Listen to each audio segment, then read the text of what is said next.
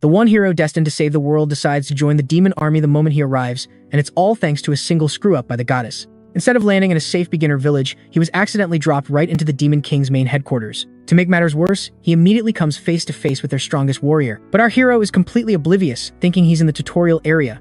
The goddess had promised him a village full of weaklings. So, without a second thought, he charges the demon, yelling, "Die, you low-level tutorial trash."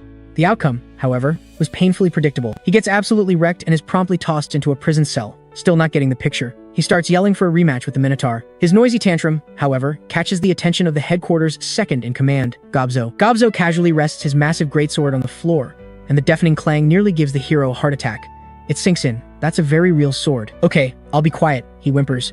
The goblin turns to leave, growling, "Human, make another sound, and I'll turn you into stew." Once he's gone, Il slumps to the ground, totally bewildered. The goddess had promised him an easy, breezy adventure with zero danger at all. She even dangled the promise of the village chief's 18 daughters keeping him company. What he didn't realize was that the entire story was a complete fabrication. She was just trying to hit her performance quota for sending people to other worlds. As Il is trying to process this nightmare, a voice suddenly calls out from the next cell. "Hey, you the new hero?" Il quickly answers back, asking who's there. "I'm a hero, just like you," the voice replies. "Welcome to the slave dungeons of the Demon King's castle." Il is floored, but the next revelation is even more mind-blowing. The guy in the next cell lets out a dark chuckle, then bellows. "All you so-called heroes out there, are you still kicking?" The moment his words land, the entire dungeon explodes with noise. "I'm an S-rank hero, and I'm still alive." "Me too." The cheers echo through the cells. The veteran hero smirks with pride. "As you can see, there are over 100 of us heroes locked up in here. The big boss is the Minotaur, Eldon, and his second-in-command is that goblin, Gobzo. They're both legendary for their cruelty." Suddenly, the veteran hero's voice cracks with emotion. "This whole mess, it's all because of that demon, Rachel." Hearing that name leaves Il completely stunned. "Rachel? Isn't that the name of the goddess?" The other hero explains that their first stop was supposed to be a safe city, but thanks to Rachel's incompetence, they were all teleported to the wrong location. And as brand new heroes with no real power, they were all captured without a fight. It was a hellish start to their adventure, and the next day, Il would get a real taste of what that meant. Not only is he forced into unpaid labor for the Demon King, but it gets even worse. At the end of the workday, Gobzo uses him as a personal ride. "Let's go, slaves," the goblin shouts. "You short, fat little goblin," Il thinks to himself. "One day, I'm going to end you." Back in the dungeon, he collapses from exhaustion. But after a moment's rest, a memory surfaces. The goddess mentions something about a special status window for heroes. He quickly tries to summon it, and it works. Looking it over, his stats are definitely higher than a normal person's, but given that he was the former boxing champion of the universe, it doesn't seem all that strange. Endurance, 31. That number immediately gets a reaction from the hero in the next cell. "Incredible. You have 31 endurance at just level 1, but Il just scoffs, and I'm still a slave. Who cares?" The veteran hero insists he's special. "You'll definitely be the one to escape this place and become a true hero." But despite the encouragement, Il feels nothing but despair. Later, in the dead of night, he quietly gets up to check his status window again, wondering if he missed something. After scanning it for a while, he spots at a section he didn't notice before. What are hero points? He remembers asking the other hero about it, who confirmed he had nothing of the sort. Am I the only real hero? As Il ponders this, a sudden flash of light fills his cell, and a familiar voice chimes in. "Long time no see, Mr. Hero." It's none other than the goddess, Rachel. "Allow me to explain what those hero points are for," she says sweetly.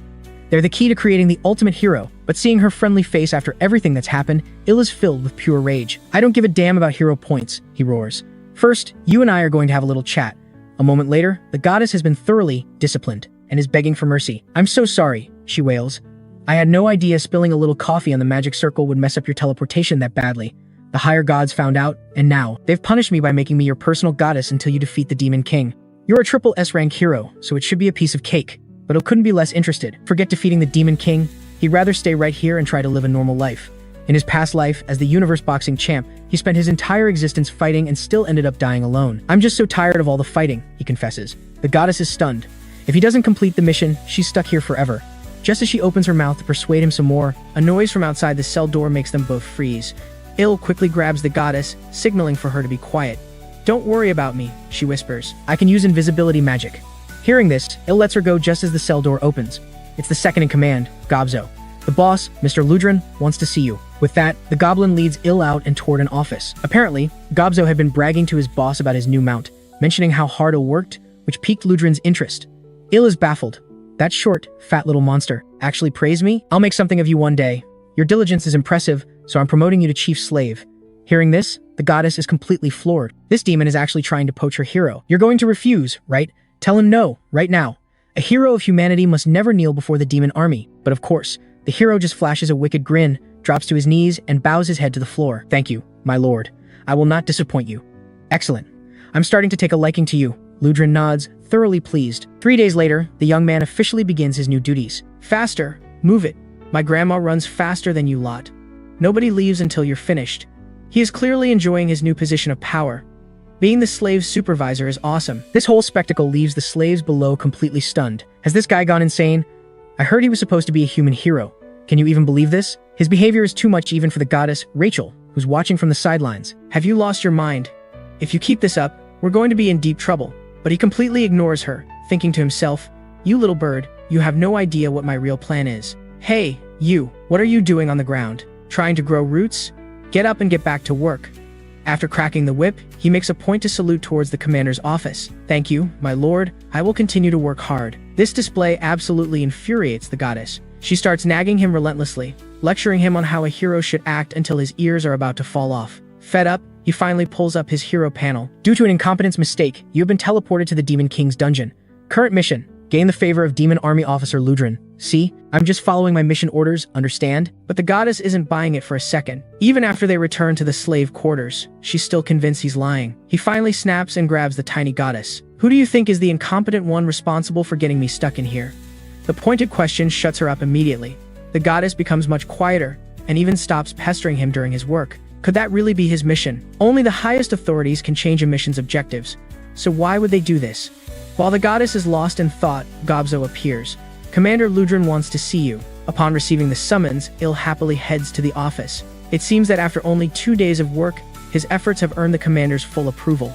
Well done, young man. Noticing the commander's slightly flushed face, Il is taken aback. He decides to press his advantage before things get any weirder and snaps a salute. Sir, allow me to train the slaves. I am determined to build you an elite work team where one person can do the work of 3. At that rate, the Demon King's castle will be finished within a week.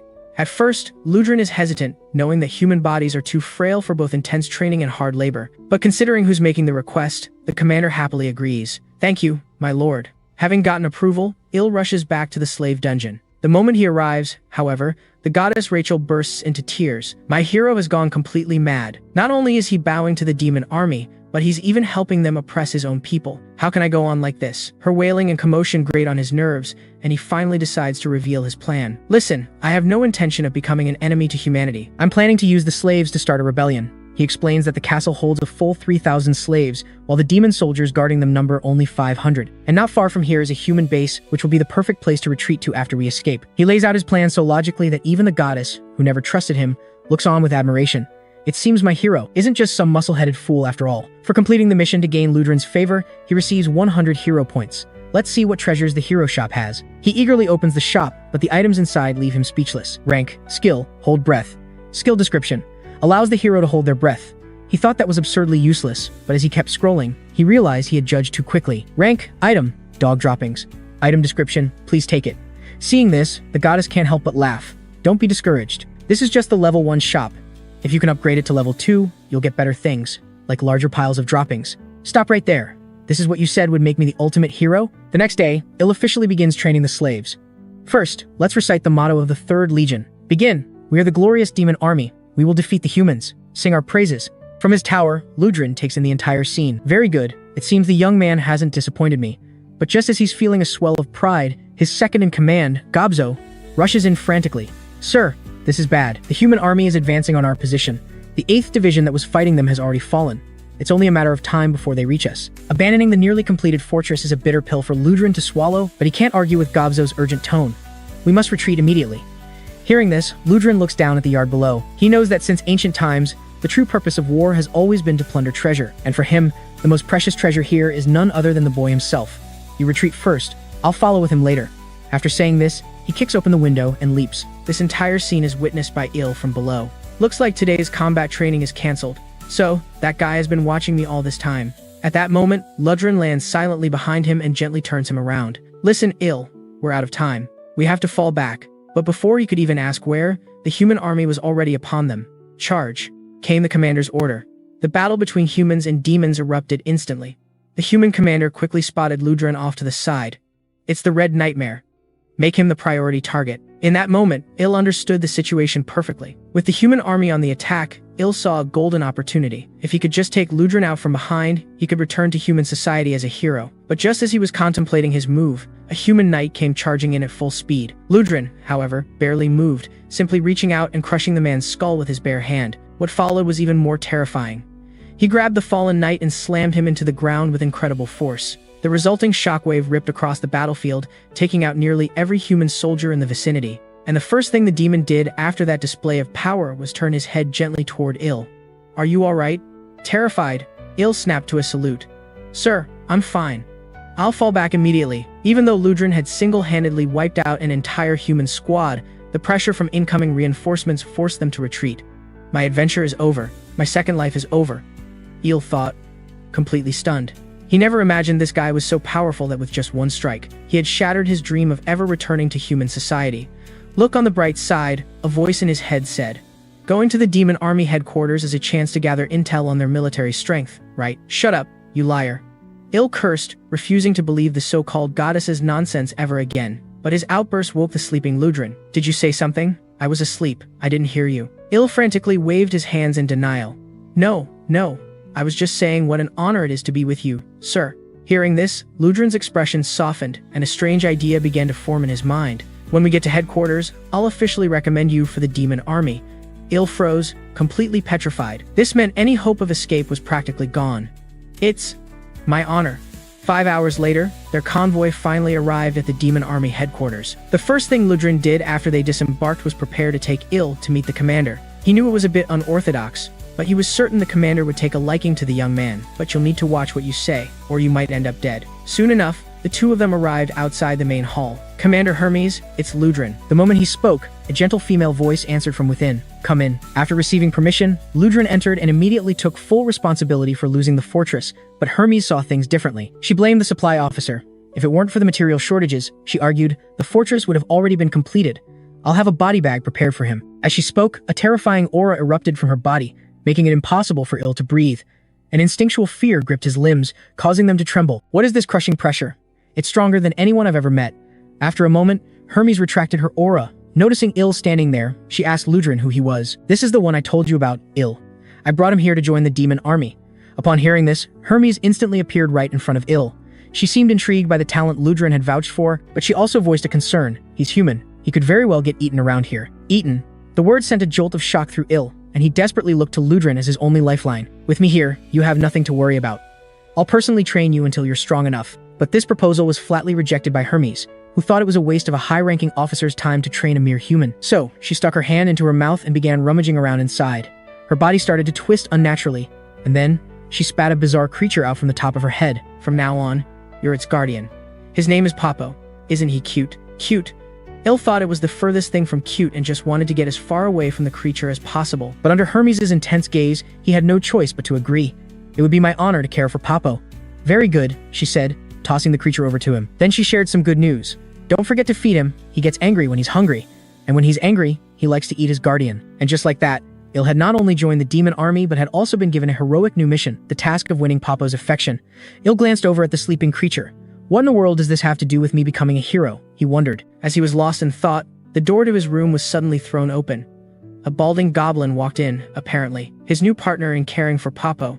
Il tried to be friendly, but he knew at the same time that if things went south, this goblin would definitely offer him up as a snack first. "You and I need to go prepare Papo's dinner now," the goblin ordered in a commanding tone. "If you understand, then you can." But before he could finish his sentence, Papo woke up. Terrified, the goblin immediately scrambled behind Il. "This newcomer is the meal prepared for you." He then tried to hold Il down to make him an easy meal for Papo. "One of us has to be eaten anyway, so why not you?" But the goblin severely underestimated Il's strength and was thrown aside in an instant. It was snack time. A moment later, the sounds of chewing and swallowing ceased. But even after its meal, Popo wasn't satisfied, and the goddess Rachel became its next target. "Help me. Somebody, help me."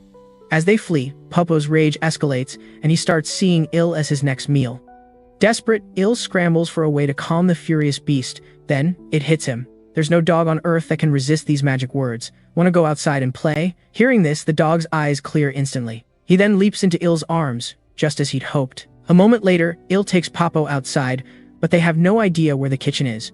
While they're wandering aimlessly, a goblin suddenly materializes in front of them. Il quickly calls out, Hey, you, where's the kitchen? The kitchen? The kitchen's over to the right.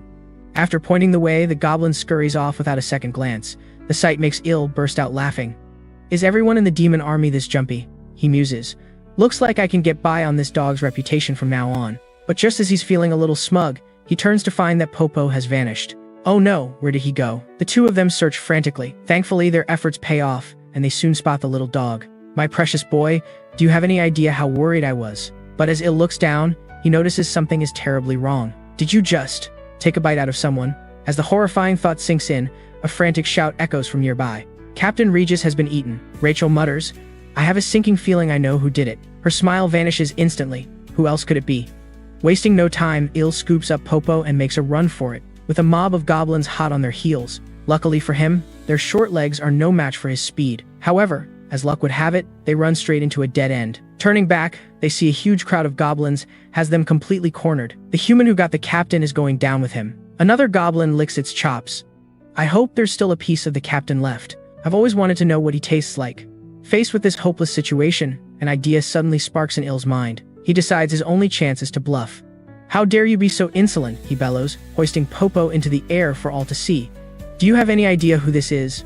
This is Popo. The moment he says the name, the goblins instinctively take a step back. They all know the terrifying reputation of Commander Hermes. This is her pet. But there's always one who's brave or foolish enough to doubt. Suspecting the human is lying, a goblin steps forward. In response, Il calmly crouches down and gives Popo a few scratches under the chin. Beast mode activated. The second he lets go, Popo lunges at the skeptical goblin. That's what you get for doubting, Il says coolly. In just 15 seconds, Popo has made the goblin completely disappear. Anyone else have a problem? No. The remaining goblins immediately bow their heads in submission, but just then, a voice cuts through the silence from behind him. I was wondering what all the noise was about. It's Hermes. Turns out it's just a cute newcomer making a scene. The next thing he knows, he's being summoned to her office. After hearing the full story, Hermes just bursts out laughing. So, you've been using my Popo's reputation to stay alive. Seeing her reaction, Il immediately drops to his knees to beg for forgiveness. But Hermes isn't angry at all. I suppose that's a very human thing to do. Quite clever, actually. She says this as she lifts his chin. But you're a man, aren't you? You should learn the ways of our demon army. Here, we solve problems with strength. Hermes returns to her desk, then poses a question. Are you interested in becoming a senior officer? Il is completely floored. With his pathetic abilities, the only way he could become an officer is by offering other services. I know it's a tall order with your current strength, Hermes says, beginning to explain the rules. Demons can claim another's rank by defeating them in a duel. You can no longer use my name or Popo's to protect yourself.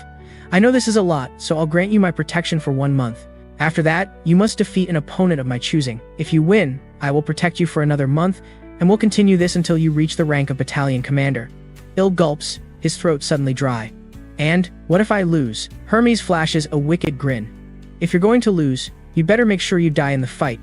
With no other options, Il has to agree. She then names his opponent on the spot. Well, he thinks, looks like I only have 30 days to live. Feeling utterly defeated, Il heads toward the kitchen, hoping to find something to feed Popo.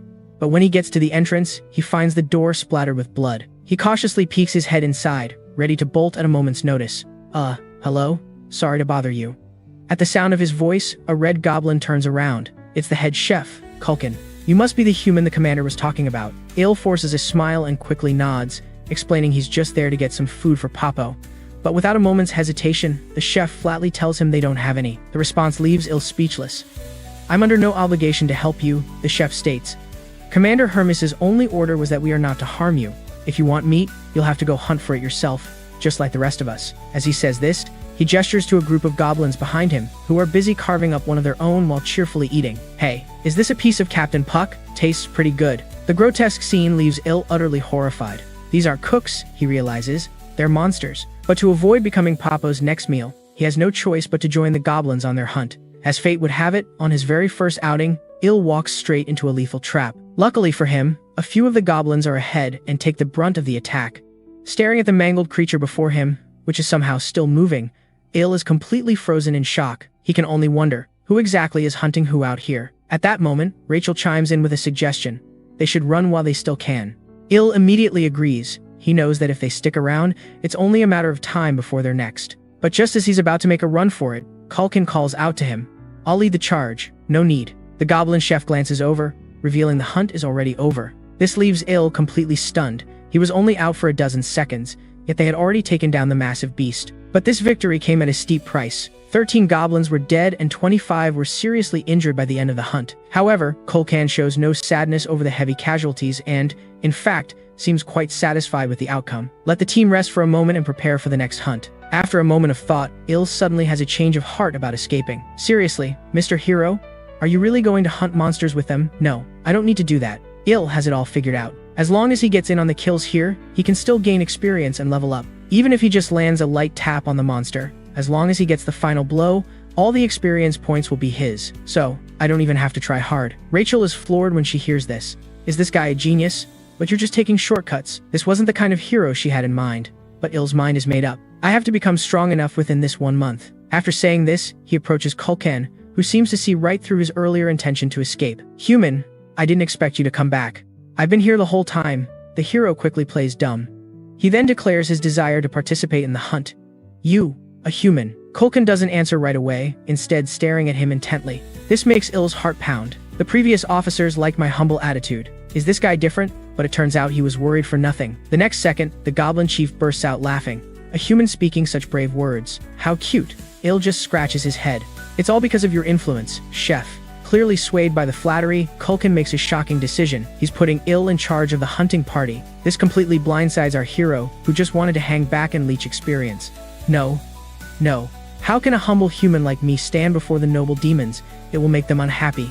As they're going back and forth, a panicked goblin suddenly runs over from nearby and quickly explains the situation to his leader. A pack of wild wolves is attacking. In stark contrast to the goblin's panic, Kulkan appears perfectly calm. He just grips the massive cleaver on his back. More good meat to eat, little ones. Let's go. Perfect, Il grins to himself. I just need to time it right and land the final blow. I'll help you too, Mr. Hero, Rachel says, immediately casting a spell that greatly enhances his physical strength. The only catch is that it only lasts for 3 minutes. She thought he'd be grateful, but instead, he gets right in her face. You had this and didn't use it earlier? With the new enhancement, Il's confidence soars. They're just 5 black wolves. He then suddenly leaps forward, punching a dying black wolf on the ground. Level up! Level up! Incredibly, by stealing just 1 kill, he jumps a full 4 levels. But as Il is celebrating, he spots a nearby goblin about to finish off another wolf, so he quickly shoves the goblin out of the way. Sorry, my foot slipped. Looking at the wounded black wolves on the ground, Il greedily licks his lips. All the final blows are mine. Under his leadership, the 5 black wolves are quickly eliminated. Il intends to sneak off, but at that moment, Kulkan calls him over, telling him it's time to enjoy the feast. This is the chef's privilege, to enjoy the freshest delicacies. With that, the goblin hands him a piece of meat. As someone who contributed, perhaps you should try some, too. Il stares at the bleeding, raw meat in front of him. He feels completely repulsed but doesn't dare refuse the kind gesture, so he forces himself to take a bite. The meat itself is fine, but eating it plain and raw is absolutely awful. As Il chews, an idea strikes him. If he can cook delicious food, maybe he can use it to control them. So, without a second thought, he immediately buys a bottle of MSG from the hero shop. This move earns strong disapproval from the goddess Rachel, who believes precious hero points shouldn't be wasted on trivial things like seasoning. Even if they think it tastes good, it won't make any difference. You need to see the bigger picture. Il ignores her opinion and instead picks up a piece of meat and starts grilling it, intending to let the results speak for themselves. Just watch. With this method, even a shoe insole would taste incredible. The moment he sprinkles the seasoning on the tender, medium-rare grilled meat, an intensely rich aroma bursts forth. I am the culinary god of this world. He's extremely satisfied with his creation. Once it's done, he immediately brings it to head chef Kulkan. Knowing that freshly grilled meat is the most tempting, but Kulkan only glances at it and politely declines. Thanks, but I'm already full. Faced with this rejection, Il doesn't give up. This is my ultimate creation. If you would honor me by trying it, I'd have no regrets, even if I died right now. After his persistent pleading, Kulkan finally relents, takes the grilled meat, and bites into it. Incredibly, this single bite instantly transports the goblin chief back to his childhood. It's the taste of my mother's cooking. Kulkan is absolutely blown away by the grilled meat. So, to thank him, he gives Il a large bag of fresh meat in return. If you need anything, feel free to come find me again. Il carries the fresh meat back to his quarters. Popo, I'm back. But the moment he speaks, the beast lunges at him, with its jaws wide open. Thinking fast, Il yanks some fresh meat from his bag, finally managing to appease the creature's hunger. He tells the beast to eat its fill. With a steady food supply, Il is no longer on the menu. Instead, he's become the master. After the creature wolfs down 30 pounds of fresh meat, its affection for him skyrockets. A system alert chimes in. Congratulations on completing the quest. You successfully gained Papo's favor. Reward, 200 hero points. Finishing the quest gives Il a major confidence boost. Excellent. This went exactly as I planned, he thinks, immediately pulling up his status panel. But Rachel, who's been watching from the sidelines, is completely floored. She scoffs, are you planning to save those 22 free attribute points for your next life or something? That's because a certain idiot didn't tell me what these things are for. He immediately retorts, successfully shutting her up. As his personal goddess, it's her job to explain this world to him. Alright, Rachel sighs, and begins to explain that attributes are divided into 4 main categories: strength, agility, stamina, and magic power. Wait a minute, he cuts in, pointing out a 5th category on the screen, charm. That one's different, she says. Rachel explains that charm is a hidden attribute. You can't get it from your class, only by training it. She then adds with a smirk. However, from what I can see, your charm toward male monsters is already quite high. She continues her explanation. Physical attributes are more important early on, but it's a completely different story in the late game when magic power becomes dominant. Taking her advice, Il dumps most of his points into his physical stats. Now, she says, you can go to the hero shop and buy the basic principles of magic control. Rachel continues her tutorial, explaining that the book will teach him how to control his magic and only costs about 100 hero points. But Il searches the hero shop over and over, and can't find this so-called magic guide anywhere. How is that possible? I remember it being one of the most common items in the shop, Rachel says, looking completely baffled. Il just lets out a deep sigh. He'd hoped his personal goddess might finally be useful, but it seems he gave her too much credit. No, I swear it's in there, she insists. 3 weeks fly by like this, and during that time, Il finally hits level 100. This took longer than I thought, he groans. I must be the hardest working hero in this world. The non-stop grind has left him in agony. Rachel chimes in. What are you talking about? You're basically just chilling now, right? Chilling? That one word sends him over the edge, and he swats her to the ground. Do you have any idea how many times I almost bought the farm? She whimpers. But it normally takes half a year to reach level 100. I was just trying to compliment you. No offense intended, Rachel mutters, looking completely wronged. You brought this on yourself, he grumbles back. But just as they're bickering, the door suddenly bursts open and a goblin rushes in, looking frantic. Beast Tamer Il, the commander demands to see you. Hearing the summons, he doesn't dare to waste a second and hurries to Hermes' office. When he arrives, his physical transformation leaves even the commander stunned. In less than a month, his physique has become noticeably more powerful, and his magic has even doubled. That's just from working hard to find food for Papo, Il says, quickly trying to brush it off with an excuse. But his excuse doesn't get past Hermes' sharp gaze. Is it because of the hero system? She asks. He immediately breaks into a cold sweat. Asterisk, does she know I'm a hero? Asterisk, he wonders as the commander rises to her feet. She tells him that she saw through his act from the very first moment they met. The only reason she didn't expose him was because he's deeply favored by Lordran. And now, there's one more reason to keep him alive. The duel in a few days. Yes, Hermes nods. Then, a terrifying aura explodes from her body as she transforms into her true form and lunges at him. But just inches from his face, she stops dead in her tracks. If you don't want to die, you'll work hard and find a way to entertain me.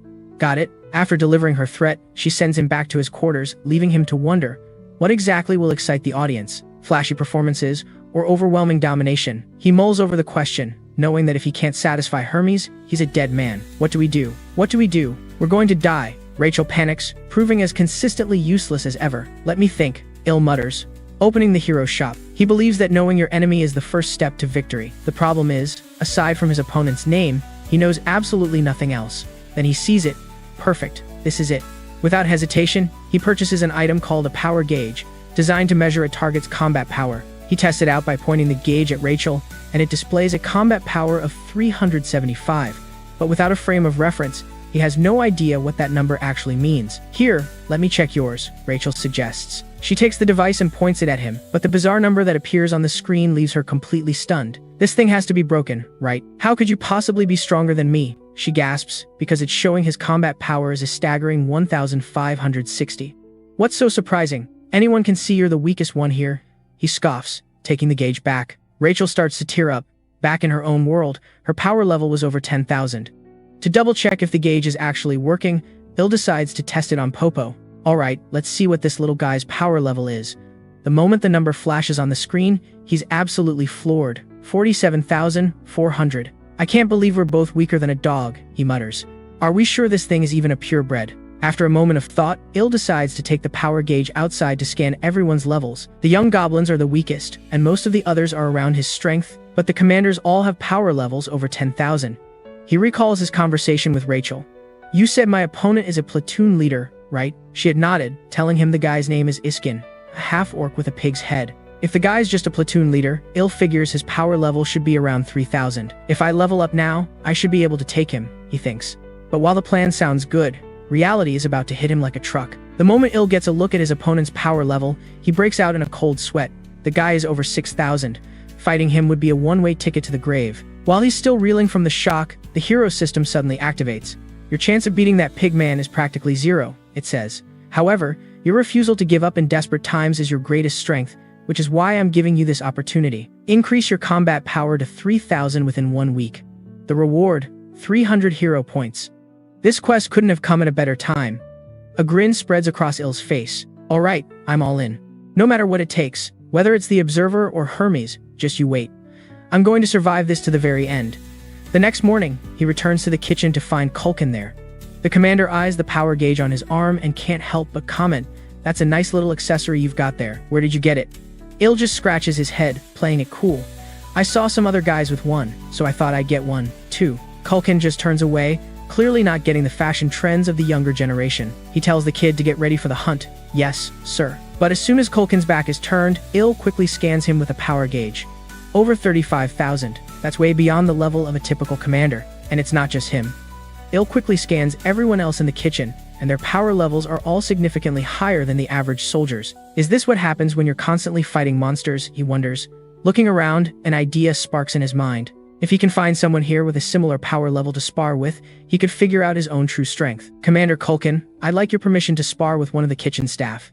"Spar?" The commander is taken aback. "Yes," Il insists. "I think this kind of training would be more beneficial for my future." Culkin's expression turns serious. He thinks that for a human, Il is already plenty strong and doesn't need to push himself so hard. Seeing his hesitation, Il puts on a disappointed face. "What a shame," he sighs.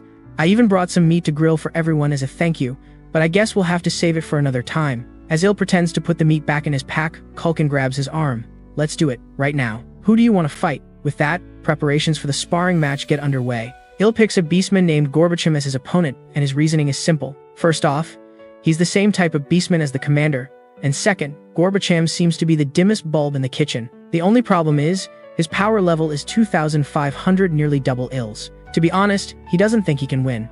"But I have to," he tells himself. "This beastman is way weaker than Culkin. If I can't even take him down, I'll have zero chance against the commander. What's happening? Aren't we supposed to go hunting? Il and Gorbacham are gonna spar." The other kitchen soldiers gather around as the news spreads. "Spar? What's that?" "A fight, you idiot. How do you not know that? You mean they're gonna try to take each other out? Does that mean Il is a goner?" The slow-witted soldiers discuss the situation with grave seriousness. "If Il dies, who's gonna grill our meat? We can't live without the meat. Let's just get rid of Gorbacham first." "That's a brilliant idea." Just as the poor beastman's fate is about to be sealed, Culkin steps in to set them straight.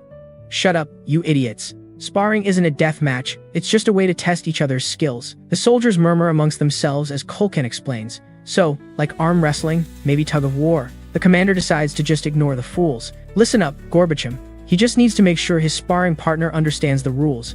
You absolutely cannot finish Il off. You can fight him, but you have to hold back. Understand? Got it?" Gorbacham just gives him a dopey look, scratching his head with vacant eyes, looking completely unreliable. "But don't hold back too much either," Culkin adds. "Just rough him up enough so he really feels it. Got it?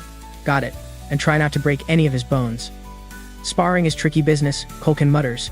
"After this is over, I'll give you extra meat, so do a good job." The moment he hears the word meat, Gorbacham's eyes light up. "Leave it to me, head chef," he says, suddenly speaking perfectly clearly. He steps forward. "Il, let's begin our spar." "All right," the boy replies. "Please go easy on me." The two fighters stand facing each other, keeping their distance. Culkin acts as the referee and raises his arm. "Ready. Begin." As the commander's arm drops, the match is on. Gorbacham gets into his stance, thinking, "I don't want to hurt him too bad. He's the guy who grills the meat. Can't mess him up." But Il doesn't hesitate, charging at the beastman at full speed right from the start. The beastman raises his arm, ready to throw a punch that could crush a face even if he held back. But unexpectedly, his fist connects with nothing but air. At that very same moment, he sees Il's leg swinging towards him, hearing the whoosh of it cutting through the air. A big shoe. The muddy soul gets bigger and bigger in his vision. I'm about to get hit. That was Gorbachev's last thought before the lights went out. And just like that, Gorbachev goes down, defeated by a single kick. 2 hours later, the 3rd Legion arrives at the forest behind headquarters. Even though no monsters have shown up yet, Il is already buzzing with an unusual level of excitement. Honestly, he never thought he'd win, but he just one-shotted a beastman with double his combat power. That's when it hits him. Raw power levels aren't the whole story, and he might actually have a shot against Iskin. Of course, Iskin is in a completely different league than that grunt, wielding a power so immense it's downright monstrous. Just then, a whole herd of young Taurus appears up ahead. Finally, the opportunity he's been waiting for. Seriously? So this is Taurus territory, he wonders. The commander, Kulkin, however, looks confused. This is weird. Taurus herds aren't supposed to be in this region. The normally decisive leader seems hesitant, so our hero walks over. What's the problem? Is their meat no good, he asks. No. Quite the opposite, the man replies. Taurus meat is incredible, especially the chewy bone marrow. It's a top-tier delicacy. But they're social creatures. If we're not careful, the whole herd could swarm us. And that's not even the worst part. The mother, the Taurus queen, has a fierce maternal instinct. If we mess with her young, we're in for a world of hurt. So, we're calling it a day then? Our hero asks, scratching his head with a nervous laugh. No, Kulkin says calmly. The meat is delicious, so we're catching them. Besides, the queen rarely leaves her nest. We should be fine. He hoists his massive cleaver high. Everyone, charge. Tonight's special is Taurus bone marrow. The kitchen soldiers let out a war cry and rush forward. Be careful. We need them alive. Their fluids are the prize. As the soldiers engage, our hero begins his own performance, accidentally shoving a soldier aside to steal the final blow on a creature. That kill is mine. I need the XP. He kicks down one monster after another, watching his level climb. You're a natural at kill stealing, hero. Of course I am, he laughs. At this pace, he'll surpass Iskin in no time. But just then, the ground begins to tremble violently, accompanied by a deafening noise. What's happening? He looks around, completely bewildered, and the other soldiers are just as stunned. It doesn't take long for the source of the tremors to reveal itself. It's the Taurus queen. Her colossal form is so huge it practically blots out the sun. Her eyes fall upon the corpses of her young scattered on the ground, and her entire body begins to tremble with pure rage. She's going to make every last one of them pay with their lives. He looks up, curious to see the power level of this queen that even the commander was afraid of. But the moment he aims his power gauge at her, it starts blaring an alarm.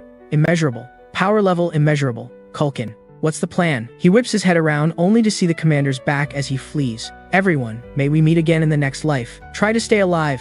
Our hero is floored. What the hell? That irresponsible jerk.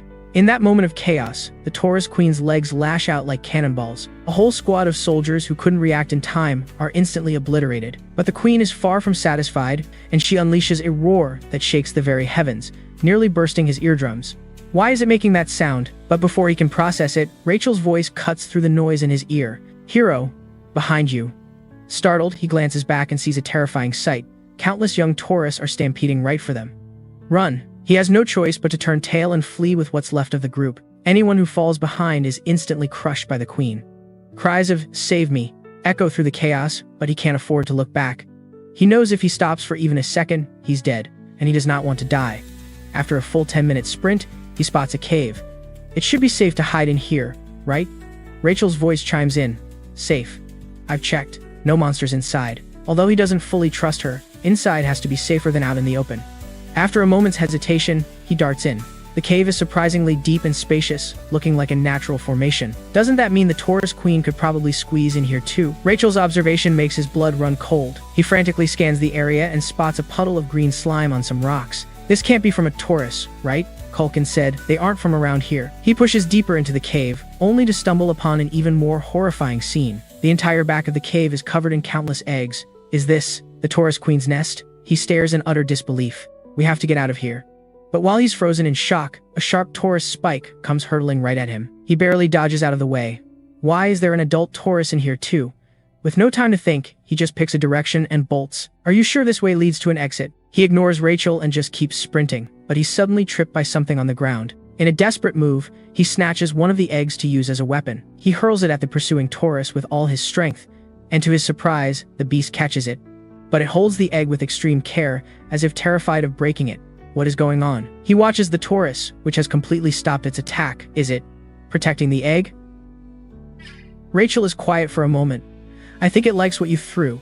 It's covered in that slime. He glances at the eggs all over the floor, and an idea begins to form. Could these be times their times eggs? A grin spreads across his face as he picks up another one. The move instantly puts the adult Taurus on high alert. He gets into a throwing stance and deliberately lobs the egg away from the creature, but the protective beast still manages to catch it. That speed is terrifying. What now? Rachel asks. He just smirks. Isn't it obvious? I've got more than 100 eggs right here.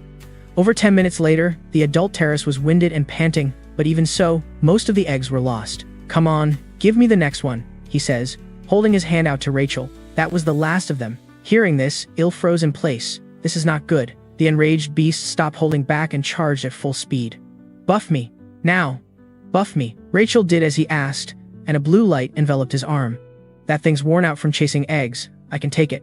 He then reared back and threw a punch with everything he had. The moment his fist connected, the creature's shell shattered into pieces, exposing the pure white bone beneath. I won, he muttered, looking at his hand in disbelief. Hero, are you alright? As soon as the buff wore off, Il felt his entire body was about to give out. That really hurts. Hold on, I can use a healing spell, Rachel said, as a brilliant light shone from her hands and his mangled wounds slowly started to close. Once his injuries were mended, he quickly assigned all the attribute points he'd gained from leveling up. But just a moment later, a familiar voice echoed from deeper inside the cave. He looked up, surprised to see Culkin. You're still alive, too. Of course I am. Il was speechless, remembering how the chef had run away. How did you get here? I found this cave when I was getting away. I guess we're both pretty lucky. The chef laughed happily. But at that moment, Il broke the news. This was a terrace nest. Those are all terrace eggs. This is their hatchery. Culkin just stared at the eggs, his eyes burning with an intense look, saying nothing. These soft eggs are a top-tier ingredient. Most people go their whole lives without ever tasting one. We need to get out of here, now. Il couldn't help but curse. The chef simply picked up an egg and popped it into his mouth. The terrace queen that was chasing me has probably already found her way in. To take her down, we'd need at least a whole command regiment. So, you might as well enjoy this last supper. As the two were arguing, footsteps suddenly echoed from outside. It was the kitchen soldiers. Is this really my last meal? Il refused to accept his fate. He hadn't even found a wife in this new world yet. My life can't end like this. Meanwhile, back in Commander Hermes' office, she was summoning Ludrin. You can skip the formalities. How is that task I assigned you coming along? Just as you ordered, I've successfully captured the next saint. I knew it. I knew you could do it. In just about 3 weeks, Ludrin had managed to capture the one chosen in the Holy Empire's saint test. Well done. Hermes patted Ludrin on the head. But just then, the door to the room was suddenly thrown open. Commander, I have an urgent report. The kitchen staff ran into some trouble while gathering ingredients. Doesn't that happen every day? What's the big deal? Hermes pursed her lips, but the scale of the losses this time was significant. They ran into the terrace queen. Most of the kitchen staff, including head chef Culkin, are either gone or missing. Hermes stroked her chin in thought. And what about Il? He's missing, too. Overhearing the conversation, Ludrin froze in shock. Il is missing, too. Back in the cave, Culkin and the rest of the kitchen staff were lost in a world of feasting on eggs. Il let out a deep sigh, then slammed a book hard against Culkin's head. The sharp pain immediately snapped him out of it. What are you doing? You look like you were under some kind of weird curse, so I used this to wake you up.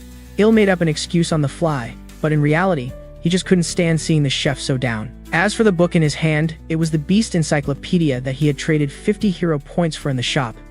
It held information on nearly every demon beast, including the terrace. It reads, they are spider-like demon beasts, social creatures with highly developed leg muscles. To defeat a terrace, you must aim for their relatively weak points, specifically the torso and head. Their bodily fluids are extremely flammable, and their eggs contain a bomb-like combustible liquid. Caves built with their saliva also have a low resistance to fire, so be careful about using fire magic inside. After going over the creature's weaknesses, Il shut the book. Culkin, can you use any fire magic? The chef turned his head. Just the basics, a little bit like shooting fireballs. He sighed. Just give it up. A flame at my level could never burn through a terrace's shell. Il rolled his eyes at him. His plan had nothing to do with burning the creature directly. Everyone, listen up. I have a plan to get us out of here. One of the goblin chefs replied. It's a pointless struggle. We're better off just staying here and eating eggs. Faced with this despair, Il refused to give up and kept trying to rally them. If we manage to escape, not only will there be more terrace eggs to eat, but I'll also provide unlimited deluxe grilled meat feasts. The thought of that delicious grilled meat finally sparked some life back into everyone. Let's do this. Even Culkin, drooling, immediately called out to him. So, what's the plan? A few moments later, Il announced it. All we have to do is run for the exit. No matter what happens, Don't stop for anything. Let's move. The second the words were out of his mouth, he took the lead, with everyone else following right behind him. But unfortunately, they didn't get far before running into a large group of adult terrorists. Culkin, get ready. He held 2 eggs in his hands, then hurled them with all his strength against the nearby wall. At the same time, Culkin launched his fire magic. The moment the liquid from the terrorist eggs hit the flames, a massive explosion erupted. The shockwave nearly brought the whole cave down. To protect the rest of their eggs, the adult terrorists had no choice but to give up the chase and deal with the fire first. They're distracted. Run now. Even as everyone sprints for their lives, the labyrinthine caves make finding a way out nearly impossible. Only 1 egg left, Il yells. We have to find the exit before it's gone. Just then, Rachel catches a glimmer of light in the distance. Over there, I see light. It has to be the exit. Dodging the vicious attacks of the adult Taurus, he bolts in that direction, the group getting closer and closer to the life-saving glow. They were almost free. But just as they neared the opening, Il froze in horror. Blocking their path was none other than the colossal Taurus Queen, her massive body completely sealing the only way out. It's over. The Taurus Queen is back. Despite her face being twisted in fury, the monstrous queen didn't immediately attack them. He figured it had something to do with the egg in his hand. The Taurus were known for their powerful maternal instincts. Without a second thought, the young man ripped a large strip of cloth from his sleeve and had Culkin set it on fire. He then held both the egg and the burning cloth high for the queen to see. If this thing blows, we all go down together. But the cave will come down with us, burying every last one of your children. If you don't want that to happen, Il roared, then get out of our way and let us pass. Hearing his threat, the Taurus Queen flew into a blind rage. She desperately wanted to tear him apart, but the instinct to protect her young held her back. Instead of moving, she let loose an ear-splitting shriek that shook the very foundations of the cave. Left with no other option, Il lit the fuse on the Taurus egg and hurled it deep into the cavern. The Taurus egg detonated in a massive explosion the second it struck the far wall. The entire cave began to shake violently. No way, he thought, is the whole thing coming down. Watching huge boulders rain down from the ceiling, Il knew his gamble had worked too well. Everyone, get outside, now, he screamed, making a final dash for the exit. But just after clearing the entrance, he stopped dead in his tracks. In the middle of all the chaos, he could actually hear the chime of himself leveling up. A confused Rachel tried to drag him to safety, but he was completely immovable. As the cave imploded behind them, the level up notifications rang out again and again. He was in total shock. It seems like all the Taurus being crushed in there are giving me their experience points. Could it be because I'm the one who caused the collapse? Shaking himself out of it, he knew he couldn't stay put any longer and prepared to run. Getting past the enraged queen was a monumental task, but he had to try. Luckily, in that critical moment, Culkin pulled a precious Taurus egg from his own pack. He stared at it with a pained expression. I'll use this to buy us an opening, but the words had barely left his mouth when the Taurus Queen lunged forward. Thinking fast, Il slid right between the massive creature's legs to dodge. Just as he thought he was clear, the queen shot a sticky web from her mouth, ensnaring his arm. This is it. I'm dead. But just then, a figure cloaked in deep crimson appeared before him. It was Ludrin. Are you all right? Il stared, completely baffled as to why the man was here. I had a feeling you were still alive, Ludrin said with a smirk. Don't worry, I'll take it from here. As he spoke, an overwhelming power surged from his body, obliterating the Taurus Queen in a single blow. The display of power left Il speechless. Holy cow. He's on a completely different level. The final toll of the disastrous hunt was 99 chefs missing or dead, including the head chef, Culkin. After the dust settled, Il made his way back to Popo's room. Thank God for that guy, Rachel sighed, the relief of surviving still fresh. We would have been goners for sure, but he quickly brought her back to reality. Enjoy this feeling while you can. We're about to be in deep trouble. My duel with Culkin is coming up, Rachel scoffed. But you've gotten so much stronger, haven't you? You shot up a whole 75 levels from that cave-in. Il was now level 200, but his battle power was still only 30,500, while his opponent's was a full 6,000. But Il had already considered this. Victory isn't just decided by battle power, he said, recalling his spar with Gorbacham. Rachel nodded, getting his point. Exactly. A fight isn't just about who can hit harder. It's also about magic, she continued. To beat someone at that level, you absolutely have to learn to use magic. Unfortunately, he had no idea how. Easier said than done, but Rachel's tone suddenly shifted. You know, you seem to be using some kind of magic back in the Taurus hatchery. Her words threw him for a loop. I use magic. When could that have been? As he was lost in thought, the door swung open and Ludrin walked in, startling him. Sir, what brings you to our humble room? The man got straight to the point, explaining that he was there to take Il to see Commander Hermes. Following Ludrin's lead, the two soon arrived at the commander's office. What is it, Ludrin? Hermes asked. It's not like you to visit me on your own. Without wasting a single word, Ludrin stated his purpose. Commander, I'm requesting permission to personally train Eel. Culkin is a platoon leader, but I've recently realized his true strength is more suited for a deputy battalion commander. Because of this, Ludrin argued, the upcoming duel was incredibly unfair. Let me train him. I can draw out his maximum potential. Eel was floored. Why is he doing this for me? He silently prayed that Hermes would refuse the offer. To his dismay, she agreed instantly. Very well. Thank you, sir. If there's nothing else, you're dismissed. I have work to do. Backed into a corner, Eel had no chance to protest. Thank you so much, my esteemed commander. We'll be on our way. After the two of them left, a sly grin spread across Hermes' face. She had just discovered that in only a few short days, Eel's power has literally doubled. It's fascinating how a human can develop so quickly, but this also presents a problem. If Ludrin trains him, Culkin could actually be defeated. I simply can't allow that to happen. Hermes already has a flawless plan in motion. Meanwhile, Ludrin and Eel swiftly make their way to the training grounds. Ludrin announces, "This is my private training ground."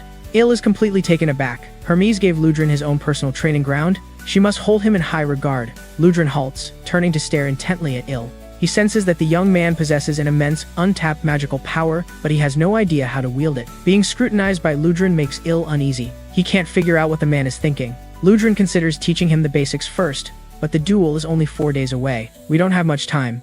Ludrin abruptly turns, his fist tightening. He decides the only way is to push Eel to his absolute limit to awaken his latent potential. Pain is part of growth. Before Eel can even react, he's slammed by Ludrin's powerful punch. What is this guy doing? Has he gone insane? I thought he was supposed to train me. Why is he attacking me out of nowhere? Without a moment's hesitation, Ludrin clenches his fist again and advances. Focus all your energy on blocking, or you will certainly die. Taking the warning to heart, Eel throws his arms up to defend himself, but the sheer force of the blow still sent him flying several meters back. It was strange. While his physical strength wasn't impressive, his reflexes and awareness were top-notch. His mental fortitude is exceptional. Ludrin now suspects that when they first met, his own failure to dodge Eel's kick wasn't a fluke. This kid has a wealth of combat experience. With that thought, Ludrin charges toward Eel again. That bet you made with Commander Hermes. If you can't use mana, you have zero chance of defeating Culkin. It's better to die here than to be humiliated in front of everyone. Another powerful strike from Ludrin sends Eel soaring through the air. He's not kidding, Eel thinks. One more hit like that, and I'm a goner. Ludrin tightens his fist, preparing to unleash another devastating blow. He's certain Eel can tap into his mana. Damn it all, Eel thinks. Here goes nothing. I can't die yet. I haven't even found a wife in this new world. He also clenches his fist and charges at Ludrin. Suddenly, a brilliant blue mana erupts, swirling around his hand. Their fists collide in a burst of energy. The clash of mana against mana unleashes a massive shockwave across the ground. After the impact, Eel is completely drained and collapses. Ludrin walks over to him. Did you feel that? You just used mana. Even in his weakened state, Eel manages to give a thumbs up and lay on the praise. That's because you're a great teacher, sir. Ludrin takes his hand. Good. Keep this up, and you'll actually have a shot at winning. Ludrin then starts to heal Eel's injuries, but as he channels his magic into the young man's body, Eel's eyes fly open as excruciating pain suddenly floods his body. Damn it. He coughs up blood, struggling violently. He can barely even draw a breath. This is bad. I forgot you were human. Ludrin's eyes widen in terror. Dark magic is like a lethal poison to humans. He immediately starts apologizing profusely as he scoops Eel up. In this state, only the Saintess can save him. The powers of this world exist in a balance of opposition. Dark magic counters magic, magic counters holy power, and holy power, in turn, counters dark magic. Magic is wielded by humans, dark magic by demons, and holy power by those who worship the divine. Among the holy practitioners, the most renowned is the Holy Gatlin Empire, where its people can supposedly hear the voices of the gods. And from within that empire, the most exceptional individual is chosen to become the Saintess. Deep within the headquarters of the demon army's 3rd Legion, a human woman is being held captive in a dark chamber. Her silver hair cascades down to her waist, a perfect match for her silver eyes and snow-white skin. Her delicate features are so breathtakingly beautiful, a single glance is enough to leave one stunned. But for some reason, her eyes are like those of a dead fish, completely empty and devoid of life. Her name is Ablison Marriott, the Saintess-in-Waiting of the Gatlin Holy Empire. Kidnapped by Ludrin a short time ago, she has been imprisoned here ever since. Days have passed since she last prayed to her god. A prerequisite for becoming the Saintess is the ability to hear God's voice, and while she can still hear God's voice, she hasn't reached out. She knows it would be pointless. As Ablison is lost in these thoughts, the chamber door suddenly swings open. It's the Red Nightmare, Ludrin. He's breathing heavily, clearly having rushed here in a panic. Abelson is confused by his anxious expression, because the decisive and ruthless Red Nightmare, Ludrin, is a man who never shows any emotion. What's going on, she wonders. Please, save this human. Ludrin shouts, his voice filled with urgency. Il has already lost consciousness. His head feels like it's about to split open. Il slowly pieces together his last moments. He remembers being struck by Ludrin and hitting the ground. Damn it, he thinks. Am I really going to die while holding a guy's hand? Il refuses to accept it. If he has to go, he should at least die holding a woman's hand. Even Rachel's would be better than this. As this thought crosses his mind, a warm power suddenly envelops him. He carefully opens his eyes to see a goddess standing before him. She has silver hair and silver eyes. The goddess remains silent, her face a blank canvas. I must be dead, he concludes. And back in that place, getting ready for another go at life. Il is completely convinced of it. Goddess, I'll never forgive you for sending Rachel to hell. She's a demon in a goddess's skin. And hey, if you're planning on making me a hero again, you'll have to marry me first. Hearing this, a flicker of sadness crossed the saintess's face. How tragic, to have perished alone in 2 lifetimes. But before Il could fully appreciate her gentle voice, Ludrin burst into the room. You're finally awake, he cried, pulling the young man into a bone-crushing hug. The pressure was so intense it felt like his body would give out. At this rate, I'm going to expire again, Il thought, and Ludrin quickly let him go. Stunned for a moment, Il held his breath and scanned the room. The goddess was still there. Was it possible she wasn't a vision, but a real person? Oh no, he realized with dawning horror. What did I just say to her? Is he completely healed? Ludrin asked the saintess urgently. Abelson simply shook her head. It's too soon to say. As you can see, the dark magic hasn't been fully purged from his system. I can't predict what will happen. Ludrin was speechless for a moment. Even your holy power can't get rid of it? It might just be temporary, she replied. With time, the dark magic could fade on its own. For now, we wait and see. Abelson spoke with a calm demeanor. I'm sorry, Ludrin said, pulling Il into another tight embrace. I'll find a way to make it up to you with training. No, sir, the boy protested. You don't have to treat a subordinate like me this way. Before Il could finish his sentence, Ludrin scooped him up and carried him out of the room. The saintess, left alone, watched them go with a puzzled expression. A demon training a human. Who was that boy, really? Once clear of the saintess's chambers, Il managed to dodge training by claiming he needed to feed Popo. You really saved my skin back there, Popo, he whispered to his companion. I heard you already had a soldier for a snack, so you shouldn't be hungry again today, right? So, while he was safe from being trained to an early grave by Ludrin for the moment, the dark magic lingered inside him. That shouldn't be a huge deal, right? It's not going to finish me off, Il muttered, just as his eyes fell upon Rachel. She was sitting on the ground, tears streaming down her face, having overheard every harsh word he'd said to the saintess. She never imagined the man she saw as a hero would wish for her to be damned. Yes, this is all my fault, she sobbed. The dark magic in your body, you almost passing on. It's all because of me. I'm just a goddess hiding behind a demon's mask. I deserve to suffer for eternity in the underworld. At that, Il finally realized he might have gone too far. He walked over, intending to comfort her. All right, Rachel. Come on, don't be mad anymore, he pleaded. I can't function without you, my personal buff machine. Just shut up, she shot back. I don't want to hear another word from you. And just like that, time fast-forwarded to the next day. As usual, Il reported to Ludrin's private training ground only to get beaten within an inch of his life. And just as predictably, the Saintess Abelson became his personal healer. Thank you for patching me up, he said. Before the duel tomorrow, there's something I need to ask you. He scratched his head sheepishly. Could you? Maybe pray that I don't bite the dust tomorrow. And also, if it's not too much to ask, I'd like to invite you to watch. In what felt like the blink of an eye, the day of the duel was upon them. His body ached all over from the grueling training, but his mind was surprisingly calm. He had undoubtedly grown stronger, yet no one in the crowd seemed to have much faith in him. After all, humans were at a natural physical disadvantage against demons. Ludrin, who's your money on? Hermes called out from the stands. Il, Ludrin replied. He possesses an extraordinary gift and has endured the most rigorous training. He answered without a moment's hesitation. Then how about a little wager? Hermes proposed, clearly unimpressed by the human. If you win, I'll let you continue training him. But if you lose, I want you to end his life with your own 2 hands. You claim to have faith in the boy. Hermes smirked. Now it's time to take responsibility for those words. Understood. Ludrin could only agree, and the weight of that promise made his stomach churn. The last thing he wanted was for Il to perish. I can win this, the boy said, his head bowed. For under his master's tutelage, he had mastered a brand new skill, the Ludrin combat technique. It was a dynamic martial art, a fusion of 10 different boxing styles, adapted from the ancient combat code passed down through Ludren's clan. Its sole purpose was to overwhelm and subdue any opponent with pure, crushing power. While his mastery of the technique was still shaky, his physical strength had grown immensely. I have to win, he thought, because a certain silver-haired saintess is watching. But just as he was lost in that thought, his opponent, the beastman Culkin, made his grand entrance. The demonic aura radiating from him had surged to terrifying new levels in a shockingly short time. It was an aura unmistakably similar to the one surrounding Hermes. The moment Ludren saw that aura, he shot to his feet in alarm. "You can't back out now, can you?" Hermes said with a smug grin. And with that, the duel officially began. A black, misty substance poured from Culkin's body as he let out a savage roar. His magically charged voice echoed across the arena. In that instant, his power level skyrocketed to a terrifying 10,573. What is going on? Il thought, completely stunned. How did he get so strong in just a few days? What he didn't realize was that this was all Hermes' handiwork. "I'm not backing down," the young man vowed, clenching his fist. With that, he charged straight at Culkin.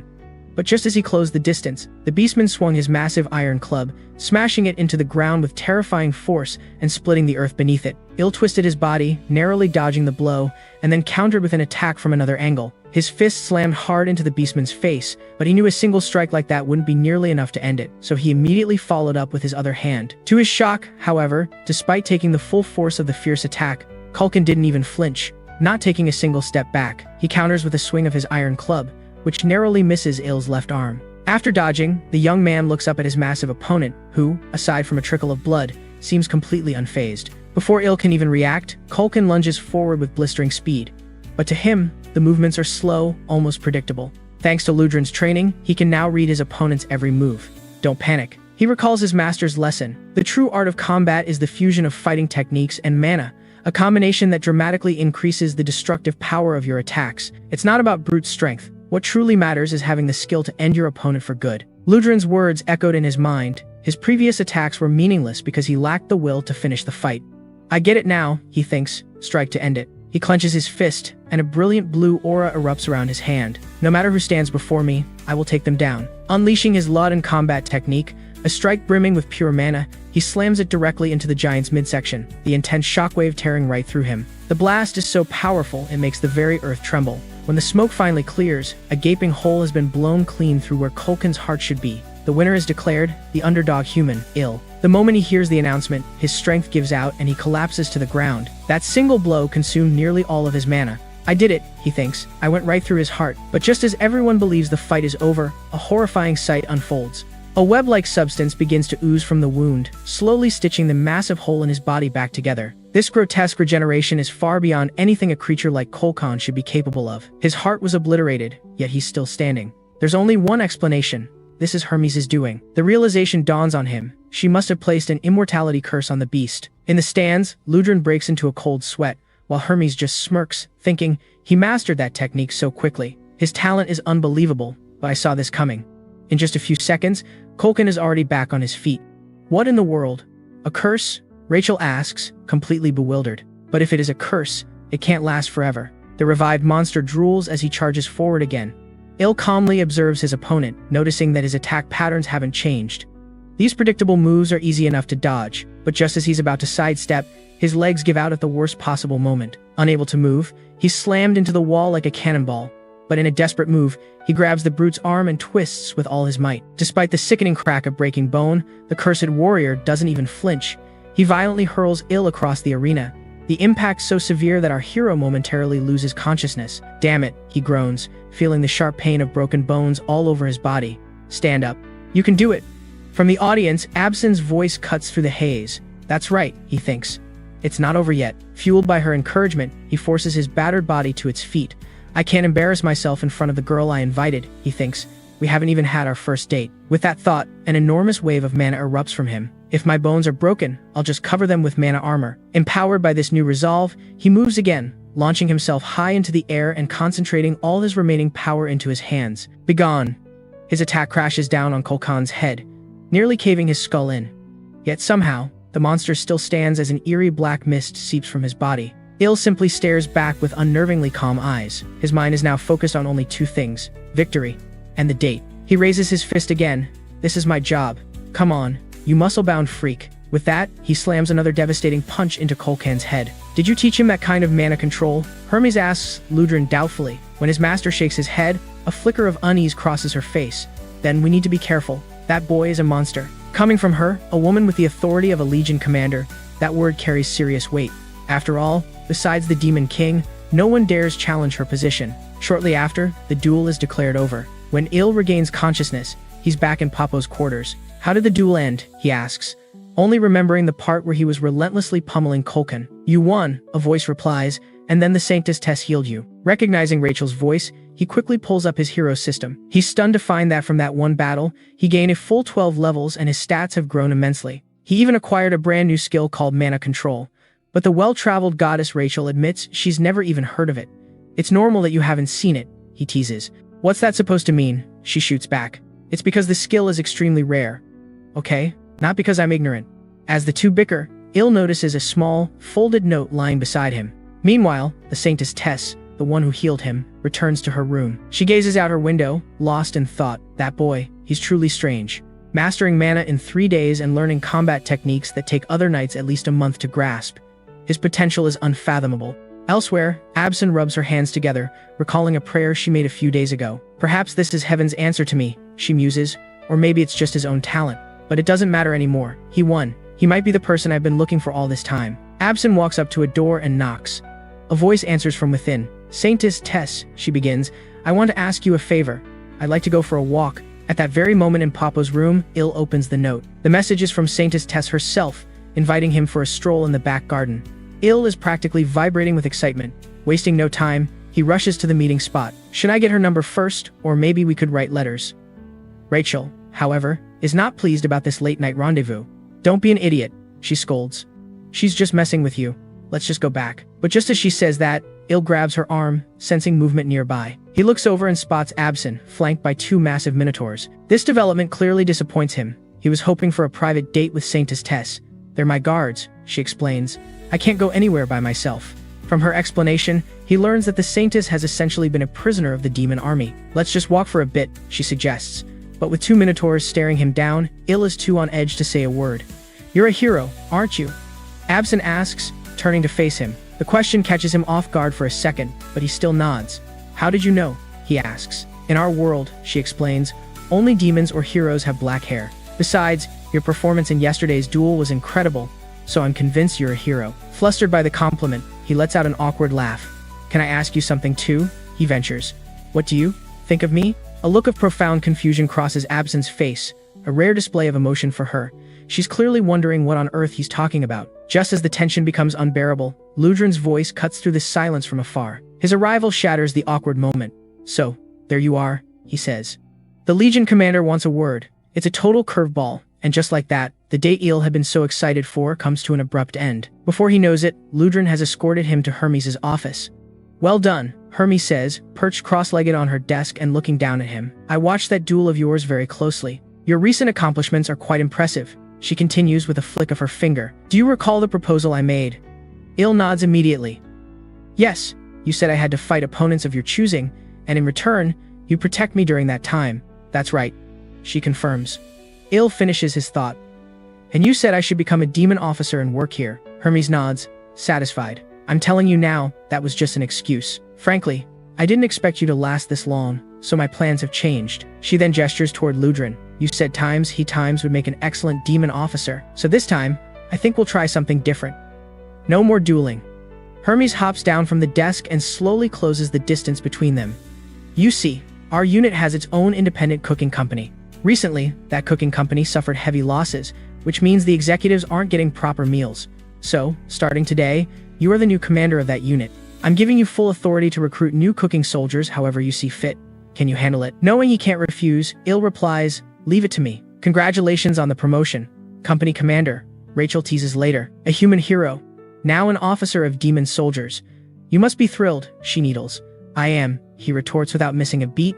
This feeling is amazing. The two continue to bicker all the way to the Legion kitchen, but the second he pushes the door open, the sound of ravenous chewing fills the air. He looks down to see a cooking soldier stuffing his face with something. The soldier looks up and recognizes him. Oh, it's the barbecue slave. Slave. Asterisk. That derogatory term makes Il snap. He flexes his foot. Friend, you've made a mistake. As of today, I'm the head chef supervisor. And with that, he plants a vicious kick right in the guy's face. After letting off some steam, Il gathers all the soldiers in the kitchen. Their power levels are mostly around 2,000, with the strongest topping out at 30,500. Looking at the pathetic turnout, a big question forms in his mind. Why were there so few of them? Shouldn't a unit like this have 300 to 500 people? Right now, there weren't even 30. But he couldn't disobey Hermes' orders, not if he wanted to live. Il forces a calm expression. Does anyone here know who I am? One of the cuter-looking demons raises his hand. He's a tasty human. The words are barely out of his mouth before Il sends him flying into a wall with a savage kick. That's right, I times him times a tasty human, you idiot. He then pulls out the appointment letter from Hermes. The commander has appointed me head supervisor of the kitchen unit. From this moment on, you will all treat me like royalty. Now, can anyone explain to me why there are so few of you left? A different soldier raises his hand. They all went out hunting and got taken out by magical beasts. Hearing this, Il stays surprisingly calm. After all, even their strongest chef, Kulkan, had been killed fighting the terrorist queen, so it made sense that this remaining band of misfits couldn't handle a few wild monsters. Who's the strongest one here now? He asks. It's Gurumu, they all say, pointing unanimously at the guy Il had just beaten to a pulp. Since his power level was the highest, Il makes him the deputy kitchen supervisor. Alright, if that's all, you're dismissed. He then sits alone in a corner, calculating that the kitchen needs at least 200 more people to function. That meant there was only one way to handle this. The next morning at dawn, Il leaves the barracks with Popo. He already had the perfect recruitment strategy in mind, use Popo to scare the daylights out of potential candidates. The pitch was simple. Either join the kitchen department or become Popo's next meal. Let's start with this one, he says, kicking a passing soldier square in the face. With a power level of only 1,931, he looked like an easy target. Hey, you, little mole. Care to join our kitchen department? The soldier looks around in confusion. What, mole? He asks, pointing to himself. Yeah, you, mole. I'm talking to you. Il sneers before landing another brutal kick. The mole-faced guy plops down, looking completely wronged. Why? He whines. Why'd you hit me without even hearing my answer? Il just sighs, explaining, you're the first recruit of the day. Do you know what that means? It means you'll have a higher rank than anyone who joins after you. You can either flex your authority or just find a scapegoat to take the fall. Take the fall. The mole creature looked baffled. With his simple mind, he couldn't quite grasp the concept. That's right, go round up all your buddies. For every 10 guys you bring in, I'll let you be the boss of one of them. Il's plan was flawless. At this rate, he'd have an entire division under his command, but there was a catch he never saw coming. The mole creature was actually a soldier from the independent battalion. Naturally, word of this mass recruitment quickly got back to the battalion's commander, a demon named Doris. Commander, we have a situation. Our battalion is practically empty. Why is that? Doris asked, elegantly dabbing his face with a handkerchief. Have they deserted? A mass departure? He couldn't imagine he'd treated his soldiers so poorly they'd actually run away. They didn't run, sir. They've all been poached. To be cooks. Ah, I see. A visible wave of relief washed over Doris as he leaned back comfortably in his chair. Poaching kitchen staff is hardly a crisis. I'll generously overlook it this time. Just tell them to be more discreet in the future. Doris clearly couldn't be bothered with such a trivial matter. No. Sir, you don't understand. The soldier cried out, his voice cracking with desperation. He's already taken 200 of our men. At that number, the commander's calm demeanor shattered instantly. Meanwhile, completely unaware, Il was still happily recruiting for his kitchen staff. We're up to over 200 cooks now. Should we call it a day? But the second the words left his mouth, he felt a sudden sense of dread. A quick glance to the side revealed a terrifying sight. Didn't I say to bring one friend? Why on earth did this guy bring a pig? Something was definitely off. Il activated his power gauge to check, and immediately froze in shock. We are so screwed. The reading was off the charts, immeasurable.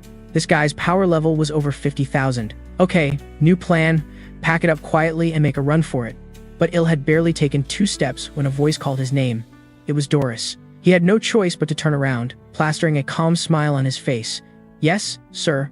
What can I do for you? Doris introduced himself as the commander of the 3rd Legion's independent battalion before getting straight to the point. What brings me here? You have to ask. What in the world were you thinking? He demanded, gesturing angrily at the crowd of newly recruited soldiers. Why did you poach half of my battalion? Il was completely floored. He never imagined they all came from the same unit. Sir, please, let me explain. Inside, he was kicking himself. Damn it, no wonder it was so easy. A few minutes later, Il found himself dragged into Doris's office. So, you're claiming this wasn't intentional? The commander asked. Il nodded eagerly, immediately switching to flattery. That's right, sir.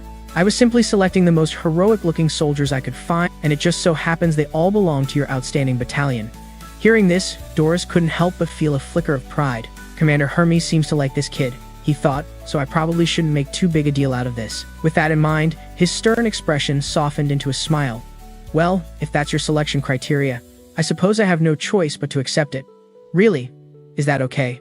Il was ecstatic, but a part of him knew it couldn't be this easy, and sure enough, in the very next moment, Doris spoke again. But I have one condition. You have to take one more soldier from my battalion, and we'll call it even. Il immediately suspected that Doris was trying to offload some useless grunt onto him. What's the matter? Are you refusing? Seeing Il hesitate, a dangerous glint appeared in the commander's eye. No, not at all. I'm just overjoyed, Il blurted out, before bolting from the office without a second glance. Just send him over later, he shouted on his way out. A short while after Il got back to his own office, the door was thrown open. A towering giant of a man filled the doorway. His name was Azolu, a hybrid of ogre and half-orc. Il looked up and his power gauge went wild again, immeasurable. This guy might not be the sharpest tool in the shed, he thought, but he's unbelievably powerful. I can definitely work with this. The very next day, Il assembled all his kitchen soldiers. All right, listen up. For those who don't know, I'm Papo's keeper and the head chef around here. With introductions out of the way, Il announced his plan to reorganize the entire unit. He pulled out a roster and had them line up according to their new assignments. Il had noticed that while most of these beastmen weren't exactly scholars, their power levels were all over the map. So, he decided to sort them based on pure strength. He assigned the less powerful ones to kitchen duty, while the heavy hitters would be joining the new hunting team. A few minutes later, two distinct lines had formed just as he'd ordered. On the right, the cooking squad, and on the left, the combat squad. Everyone clear on that? No objections. But the words had barely left his mouth when a single arm shot up. I object, a voice squeaked. I want to go hunting, too. I want fresh meat. The complaint came from an unusually short beastman. Il let out a dry chuckle and beckoned the little guy forward. Come here a second. The skinny soldier, looking confused, shuffled over. Without warning, Il delivered a powerful kick that sent him flying. You want to go hunting? Then you have to pass my test first. And clearly, he added, you failed. Just after he made this executive decision, a notification popped up from the hero system. Through excellent leadership, you have successfully reorganized and stabilized your troops. Hidden attribute, charisma increased. Command skill has leveled up. Il's eyes went wide. That was a completely unexpected bonus. Anyone else have an objection? He asked, cracking his knuckles threateningly. Seeing no takers, he grinned. All right then, combat squad, grab your gear. We're moving out. It was time to hunt. Led by Il, the newly formed combat squad marched into the northern forest. But strangely, there wasn't a single beast in sight. Could it be that Papo and Azolu are so powerful that they're scaring everything away? That's probably it, Rachel suggested, and Il had to agree. The problem was, those two were his aces in the hole. He couldn't just leave them behind. Just as he was pondering this, Rachel's eyes suddenly lit up with an idea. She looked over at Il with a mischievous grin. In that case, she said, why don't we use them as bait? Good grief. Il thought, this girl is a genuine demon. He then circled the group and picked out 5 soldiers to act as the bait. He was using a set of old lottery numbers he remembered from his time on Earth. With a single tear rolling down his cheek, Il gave the order to Azolu to start launching the chosen soldiers. Number 14, he called out. Prepare the intercontinental ballistic missile. And fire. Using the weak ones as bait should draw the prey in, right? Il says, making sure his men light some torches as a half-hearted gesture so the bait soldiers can see the smoke and find their way back. You're just throwing them out there? Are you sure they'll even make it back alive? Rachel asks, her face etched with skepticism. Of course, he replies with a wicked grin. At least one of the 6 will return, and that includes Azolu. The other soldiers are convinced he's lost his mind, muttering, we'll definitely die if we go. But just as they're about to make a run for it, they turn to find Papo, already under orders, blocking their escape. Though he might look troubled, Il is perfectly calm on the inside. His ultimatum is simple. Either do as I say, or you can go play inside Papo's stomach. Unsurprisingly, the terrified soldiers all choose the first option. After all, a chance of dying is a whole lot better than a guaranteed death. And sure enough, after a short wait, the bait soldiers return, luring several beasts right to them. Now he just has to wait for his men to wear them down. I just need to land the final blow, he thinks. But before he can even finish the thought, Azolu lets out a roar and charges forward. He swings his weapon in a ferocious attack. What kind of power is this? Il is stunned as, with a single strike, Azolu completely obliterates the massive beast. And right after, Popo does the exact same thing, instantly dispatching the others. How am I supposed to work with these two? He fumes. Not only did he miss out on the final blow, but the meat on the beasts is now completely ruined. Tomorrow, I'm definitely not bringing those two along. Il mutters. I'm out of here. See you all tomorrow. Shortly after returning to his quarters, he makes his way to the kitchen. After psyching himself up, he angrily kicks the kitchen door open. Are you all slacking off again? Is the food ready? He yells. The deputy head chef scurries over. We're working on it, sir, but today's meat is a little challenging. Il's expression darkens. A good craftsman never blames his tools. He snaps. Yes, sir. I'll get right on it, the deputy replies. But Il knows perfectly well that with this crew's skill, their cooking is so bad even a stray dog would turn its nose up at it. But that's fine. He has already come up with a solution. The regular soldiers can eat whatever the kitchen staff throws together. Only battalion commanders and higher-ranking officers will be worthy of eating what he personally cooks. This plan not only solves the issue of the mangled ingredients but also helps him curry favor with the high-ranking officers. After finishing his special roast, Il immediately goes to find Abelson, since she was a huge help to him during that duel. He wants to show his gratitude by offering her some of the tender roast. Thank you, she says. I'll just have a little. As Abelson spears a piece, a rich, savory aroma immediately wafts up to greet her. The smell is far more incredible than she anticipated. After taking a bite, the flavor completely astonishes her. This is, without a doubt, the most delicious thing she has ever eaten in the Demon Lord's Black Castle. This is so good, she murmurs.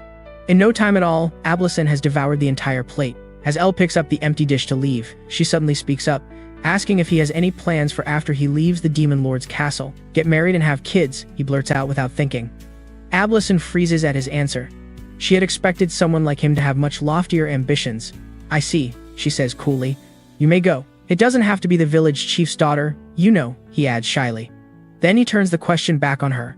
What about you? Me? She replies. After a long pause, she says calmly, I don't want to do anything. Meanwhile, back in the Gatlin Empire, a subordinate rushes in with a panicked report. They've finally discovered the whereabouts of Saintess Abelson. She's being held prisoner in the Black Castle. Terrified of someone known as the insatiable Hermes, the Empire doesn't dare send troops recklessly. In all of human history, the Black Castle has only been conquered 3 times, and on each occasion, it was only because Hermes was away. After a moment of consideration, the Pope devises what he believes is the perfect solution. Summon our heroes, he declares. Send them in as a covert rescue team. The very next day, Il is back to assembling his soldiers for an early morning hunt. But Abelson's words, I don't want to do anything, are still echoing in his mind. Why would she feel that way, he wonders. With this question weighing on him, Il begins the day's hunt. Once they're deep in the forest, he raises a hand, signaling the team to halt. He then orders all the squad leaders to step forward. The 10 of them approach, nervously eyeing their commander's expression. What's he planning this time, they wonder. At least Azalu isn't here, so he probably won't pull that crazy stunt of using us as bait again. To their surprise, however, Il seems to be in a generous mood today. He actually pulls several large pieces of seasoned roast from his backpack. Everyone, take a piece, he says.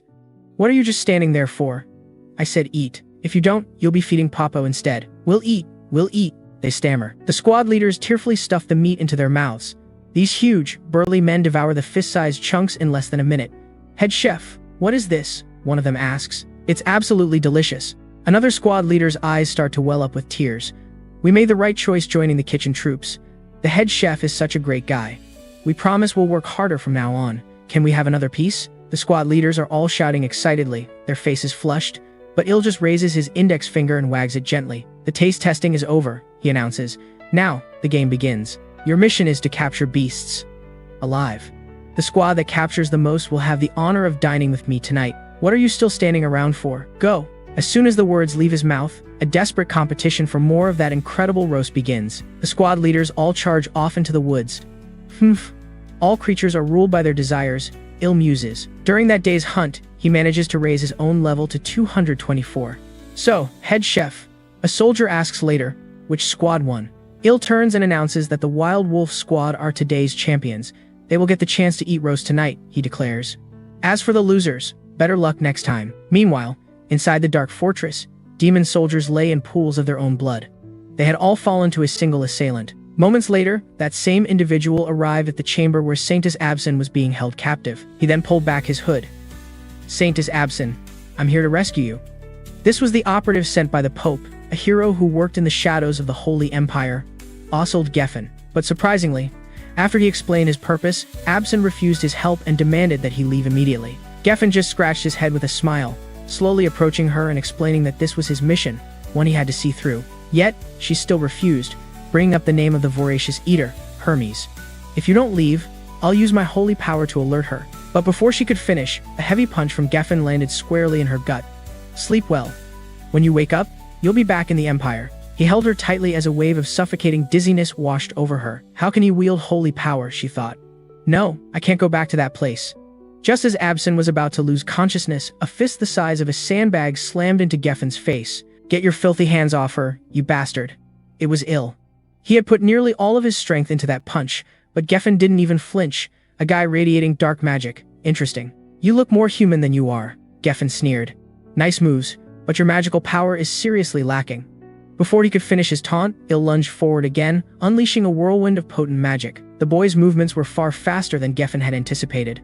This new development intrigued him. Now he wanted to bring this kid back to the Empire too. Geffen effortlessly blocked the attack and launched a counterstrike of his own. The terrifying force of the blow sent blood spraying from Il's mouth, and he was knocked out cold. Did I kill him? Geffen wondered. Perhaps his momentary rage had caused him to lose control of his strength. Rachel, who was hiding nearby, was completely stunned by what she saw. He took down my hero in a single hit. I should probably go get Papo. After confirming Il was still breathing, Geffen pulled a scroll from his pocket. It was a high-level holy magic scroll, prepared for emergencies. But just then, an incredibly commanding female voice echoed from behind him. What seems to be the problem here? Do you require my assistance? It was Hermes.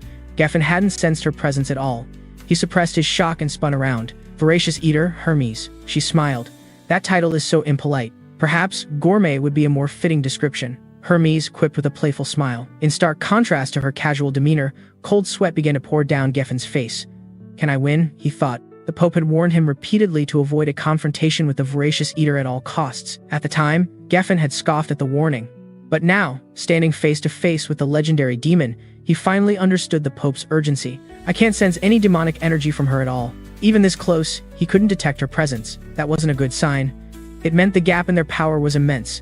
Still, Geffen had a history of defeating countless opponents who were stronger than him. He was ready to challenge the odds once more. In the span of a heartbeat, Hermes' terrifying magical pressure crashed down on him like a tidal wave. Don't panic, he told himself. I have to focus and find the perfect moment to escape with the Saintess. But as he was plotting his next move, a wave of dizziness hit him. He looked down, his arm was gone. When did that happen? Geffen froze, completely stunned. Come on, make this fun for me, Hermes said, her mouth splitting into a wide grin. In that moment, he realized he was utterly defeated. Forget escaping with the Saintess. His own survival was now in question. Recognizing the mission was a complete failure, he bit down hard, crushing the scroll he'd hidden in his mouth. A brilliant flash of light erupted as the holy magic activated, power that pure would have turned any ordinary demon or beast to ash on contact. But Hermes, standing right in the blast, merely furrowed her brow. Oh my. Trying to run away? I was hoping you'd play with me a little longer. And just like that, in the blink of an eye, Geffen vanished without a trace. His escape skills are quite impressive, she mused. In truth, Hermes had intentionally let him go. If she had been serious, she could have ended Geffen 1,000 times over in less than a minute. For over 500 years, demons have plagued the continent. Countless have risen and fallen in cycles, but two demons were exceptions to this rule, the Demon Lord and Hermes. They stood like unwavering, towering mountains. While the Demon Lord almost never showed himself, the Voracious Eater Hermes was an entirely different story. She looked around. The ones who died here, they're all Ludrin's little minions. Ludrin is going to be so upset, she thought. Time passed, and the next day arrived. Il was once again undergoing Ludrin's harsh training. Your methods of attack and spellcasting are still the same, too simple, too direct. Your imagination is lacking, which makes your movements monotonous and stiff. Ludrin pointed out Il's weaknesses before changing his tone. But remember, no matter how strong you become, there will always be someone stronger. Therefore, to achieve victory, any and all tactics are justified. With that, Ludrin's instruction for the day was officially over. The moment the demon left, Il immediately collapsed to the ground. I'm dying. I'm really dying. Someone, please save me. As the goddess Rachel's healing magic flowed through him, Il's condition began to improve. To you, I'm just a walking healing potion now, aren't I? But as Rachel complained, Il's mind had already drifted elsewhere. Become stronger, Il. Only with enough power can you protect what you believe in. Saintess Absin's words echoed in his head. I need to get stronger. Hearing him mention the other woman, Rachel's jealousy flared up instantly. Are you still thinking about her? You nearly died for that woman, Il retorted. You just spoke disrespectfully of the Saintess. That's the kind of thing that earns you divine punishment. As the two argue, Rachel chimes in with her own confusion. That blonde assassin can obviously use holy power, so why would he attack a saint candidate from his own faction? Il nods, agreeing completely. As the next saint, she should be incredibly valuable. He then changes the subject. Either way, we can't talk about the saints anymore. When asked why, he blurts out, "Because you like her." Before covering his ears, his usual stubborn pride nowhere to be seen. Enough, stop being so jealous. A short while later, Il is found in his quarters, sobbing his heart out. "Just let my life end now," he wails. "I don't even want to be human in my next life." His dramatic breakdown leaves Popo utterly baffled. "Are you actually worried about that fool? I think you're starting to see him as your master." To clear up Popo's confusion, Rachel explains what went down just 10 minutes earlier. It all started when Il was summoned to Hermes' office. "I have a very serious problem right now," she declared. "I'm bored." Her words catch him completely off guard. What could she possibly want now? "I want to see something interesting." "You have 1 month," she commanded. "Go defeat a battalion commander." Noticing the troubled look on his face, Hermes extends a single finger, hinting that if he feels he can't handle it, she can. Assist him. Just like she assisted Culkin. "That won't be necessary at all," he stammered. "I will carry out your request perfectly." After Rachel finished explaining all this to Popo, she added a grim warning. "You should probably say goodbye to him, Popo. You won't be seeing him for a long time." With that, she flies over to Il's side. "You might as well accept your fate," she says. "With a power level of only 9,000, do you really think you can take down a battalion commander? I'm already miserable, so I don't mind dragging someone else down with me." Il mutters, slumping back onto the table. After all, most battalion commanders have power levels that exceed 40,000. He turns to look down at Popo, whose power level is off the charts, and sighs. "If only you could fight for me, but this battle is supposed to be a one-on-one duel." "Yeah, that's right." But before he can finish his thought, an idea strikes him. "A duel? Wait a minute, Hermes never actually said it had to be a duel." After checking, and then double and triple checking with Rachel, he confirms it. A duel was never required. That means I can use any method I want to win. His mind starts racing. An ambush, ganging up on him. I could even bring Popo, or better yet, all three combined. Lure the commander out, have Popo lead an ambush, and then they all jump him. Rachel just deadpans. "I can't tell if you're clever or just a coward." Rachel just shakes her head at his scheme. But now they face a tricky problem. How do you lure a battalion commander out into the open? For anyone else, this would be a challenge, but for Il, the answer is simple. He just needs to select the perfect cut of ribs, add a touch of honey to draw out the blood, and slice up some mushrooms. Of course, seasonings and garlic are a must, with a bit of water-spitting fish for garnish. He throws all the ingredients into a pot, lets it simmer on low heat for 2 hours, and then it burns. Damn it. But Il manages to salvage the parts that aren't completely charred, finishing it off with a sprinkle of scallions. Perfect, he thinks. With a delicacy like this, no battalion commander will be able to resist. Meanwhile, in the opposing camp, the peace-loving battalion commander, Doris, is casually enjoying a meal, as he usually does. Having finally gotten rid of that troublemaker Azulu from his unit, he's achieved a state of true peace. But just then, a subordinate reports. Head chef Il requests an audience, sir. Without a second thought, Doris waves him away dismissively. Tell him taking Azulu back is out of the question. But the soldier shakes his head in response to the commander's order. No, sir. He says he's here to express his gratitude. He wants to cook for you personally. The moment he hears the word cook, Doris's eyes fly open. A rumor has been floating around that Il's cooking is so good it can even satisfy the legendary Hermes. So, he quickly orders his subordinate to let the chef in. A moment after the soldier leaves, Il strolls in carrying a massive platter. For a touch of dramatic flair, he's even holding a red rose between his teeth. Lord Doris, it's been too long. The sight makes the commander's face flush bright red, his heart thumping like a startled deer. But he quickly senses something isn't right and forces himself to calm his racing heart. I heard you came to express your gratitude, he says, trying to sound composed. That's right. Thanks to your consideration, a month ago, my promotion to head chef went off without a hitch. Il sets the platter down in front of Doris. To show my sincere thanks, Lord Doris, I've carefully prepared this special dish for you. I do hope you'll enjoy it. But Doris isn't even listening. His eyes are already glued to the food on the table. Wait, that smell. He unceremoniously snatches a huge rib, the incredible aroma making it impossible for him to resist. Gratitude. Who cares about that? He's already dying to know what this meat tastes like. Doris shoves the rib into his mouth and begins to savor it slowly. Then, a series of unpleasant sounds escape the commander's mouth. So delicious. I can't take it. Ah. A flash of pure murderous intent crosses Il's face, but it's gone in an instant. Doris is too busy eating to notice. This meat tastes really good, Doris says, his face flushed, as if only now realizing how embarrassing he was being. I'm glad you like it, Il replies, forcing a kind smile that could fool anyone. Well then, I'll be on my way. Il swallows his disgust, turns, and opens the door. But the second he's out of the room, he doubles over, heaving up everything he's eaten for the past week. How can I even describe the scene I just witnessed, he thinks. It was beyond disgusting. Absolutely vile. I have to put that pig down. And so, the plan began. For a full week, Il delivered meals to Doris, feeding him his special meat dish over and over to get him completely hooked. The next step was to lure him into the forest and finish the job. That was the plan, anyway. But today, after taking a bite, Doris suddenly stops, a troubled expression clouding his face. It turns out he has a battle tomorrow to defend his rank.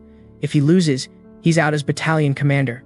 It's because I've become like this that they all look down on me. Doris glanced down at his massive frame with a wry grin before tearing into the meat, but all Il could feel was despair. It was over. If this oaf gets himself taken out in the duel, a whole week of his efforts would be for nothing. And let's be real, there was no way this guy could win the decisive battle.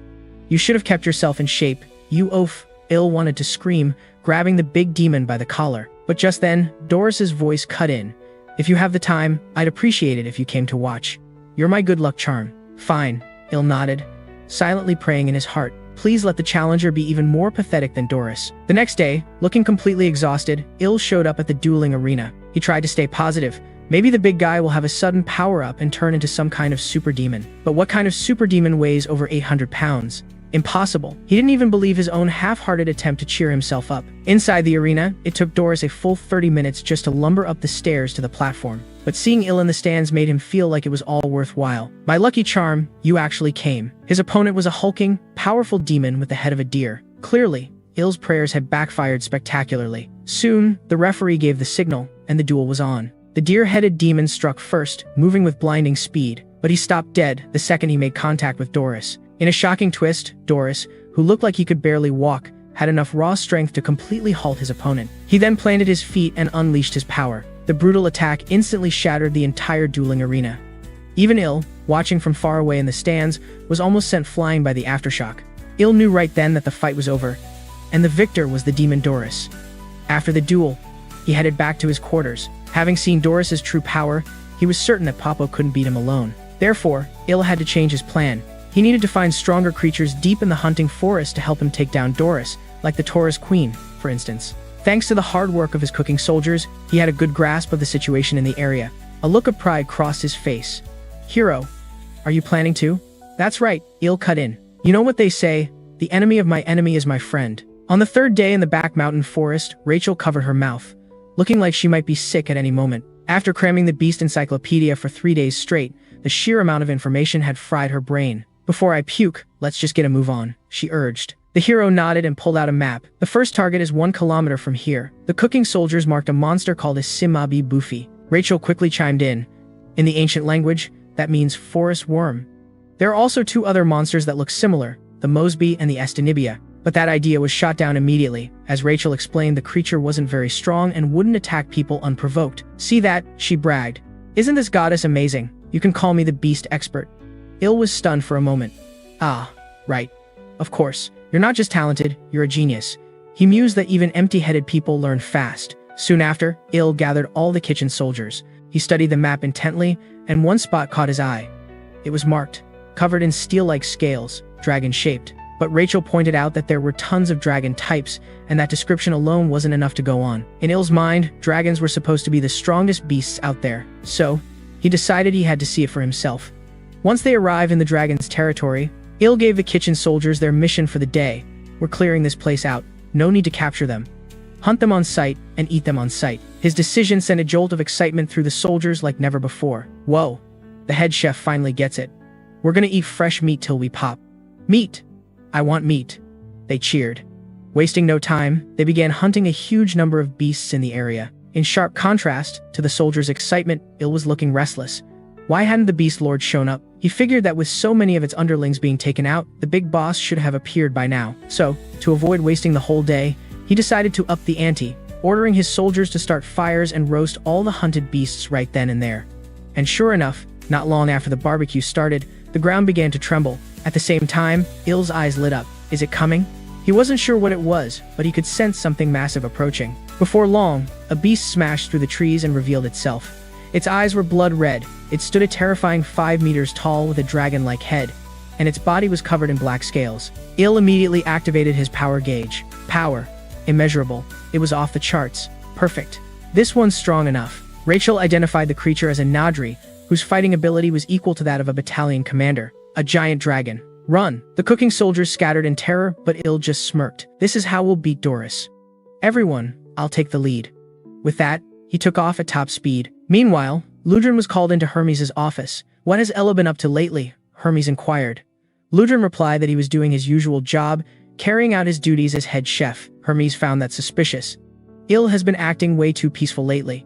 Don't tell me you taught him some incredible new technique, my lord. No, just routine training, Hermes said, then asked what the odds were of Il defeating a battalion commander, and Ludrin's answer was simple, 0. Although Il had been quiet, Ludrin had also noticed something strange. I heard he's been getting quite close to Doris recently. You mean that pig? Hermes asked, looking perplexed. She remarked that the man claimed he could defeat a battalion commander, yet now he was cozying up to one. What in the world was he thinking? How very interesting. Let's just wait and see. Over the next few days, Il repeatedly cooked delicious meals for Doris. This is absolutely incredible. Thanks again for the barbecue today. After polishing off 50 plates of barbecue, Doris let out a satisfied little burp. At that exact moment, Il let out a deliberately troubled sigh, and his strange behavior immediately caught the commander's attention. What's the matter? Did something happen? With tears welling in his eyes, Il replied, It's nothing. It's just, something came up in the kitchen department. This might be the last meal I can bring you. The gravity of the situation made Doris shoot to his feet. What? Tell me what's going on. With a dejected look, Il just waved his hands. Commander Hermes said she wants to taste the meat of a special beast, but this creature is far too powerful. We've been fighting for days, and we still haven't been able to capture it. This revelation shocked Doris. He couldn't imagine what kind of beast could be so formidable. A marble-patterned beast? What is that? I've never heard of such a thing. It was perfectly normal that Doris hadn't heard of it, because Il had just made it up on the spot. This is a matter of life and death. I wouldn't lie about it. Seeing Il's predicament, Doris generously offered to lend him 200 soldiers. But the young man refused the kind offer, claiming the soldiers were too weak. No matter how many you send, it would just be sending them to their graves. However, if the great Lord Doris were to step in personally, perhaps this whole problem could be solved. And if you do, I'll make sure Commander Hermes knows all about your contribution. Just the thought of the commander cupping his handsome face and praising him after his success was enough to get Doris instantly excited. Would she really do that? Seeing the man start to waver, Il quickly promised he would tell the commander everything, which finally sealed the deal. Alright, fine. I'll help you. After all, we're friends. Really? You'll do it? A sly smile crept across Il's face as he lowered his head. Thank you, my lord. Rising at dawn the next day, he led a large force into the forest. Today was the day of the decisive battle, codenamed Operation Pig Hunt. For this reason, he brought along the strongest fighters from the Kitchen Brigade, Po and Azolu.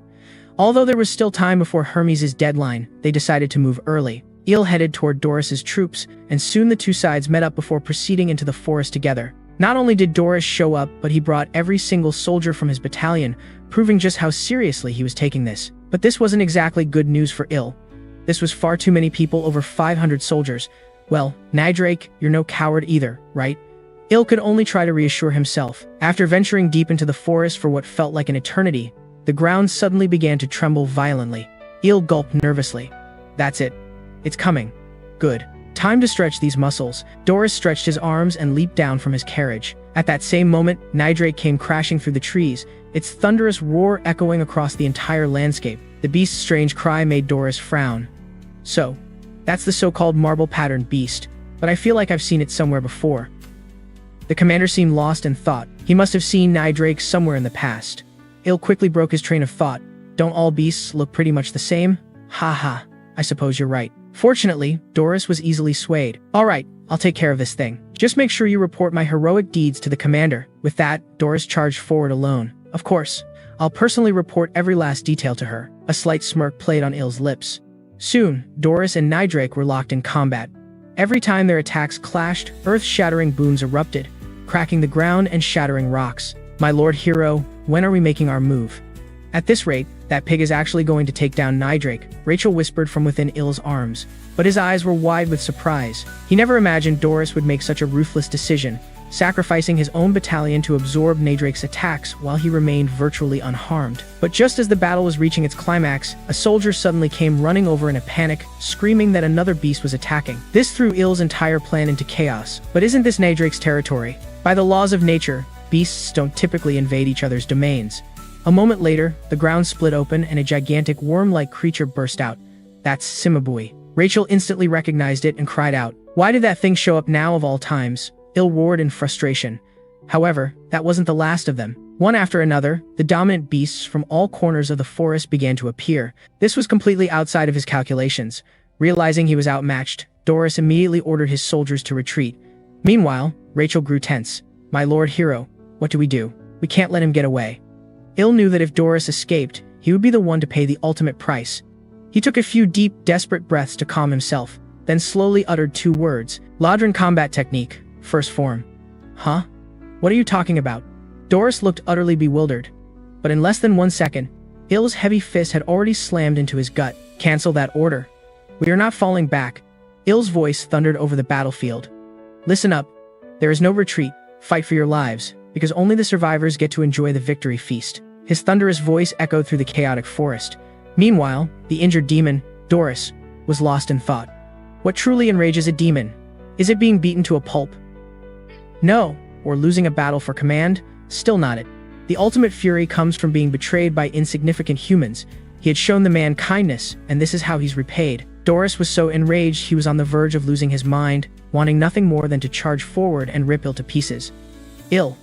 A crimson light flared in Doris's eyes, his mind consumed by a single thought. Kill Il. With his decision made, the demon unleashed his ultimate hidden technique, the second stage of the demon bloodline bloom. It was a skill that sacrificed life force for an explosive surge of power.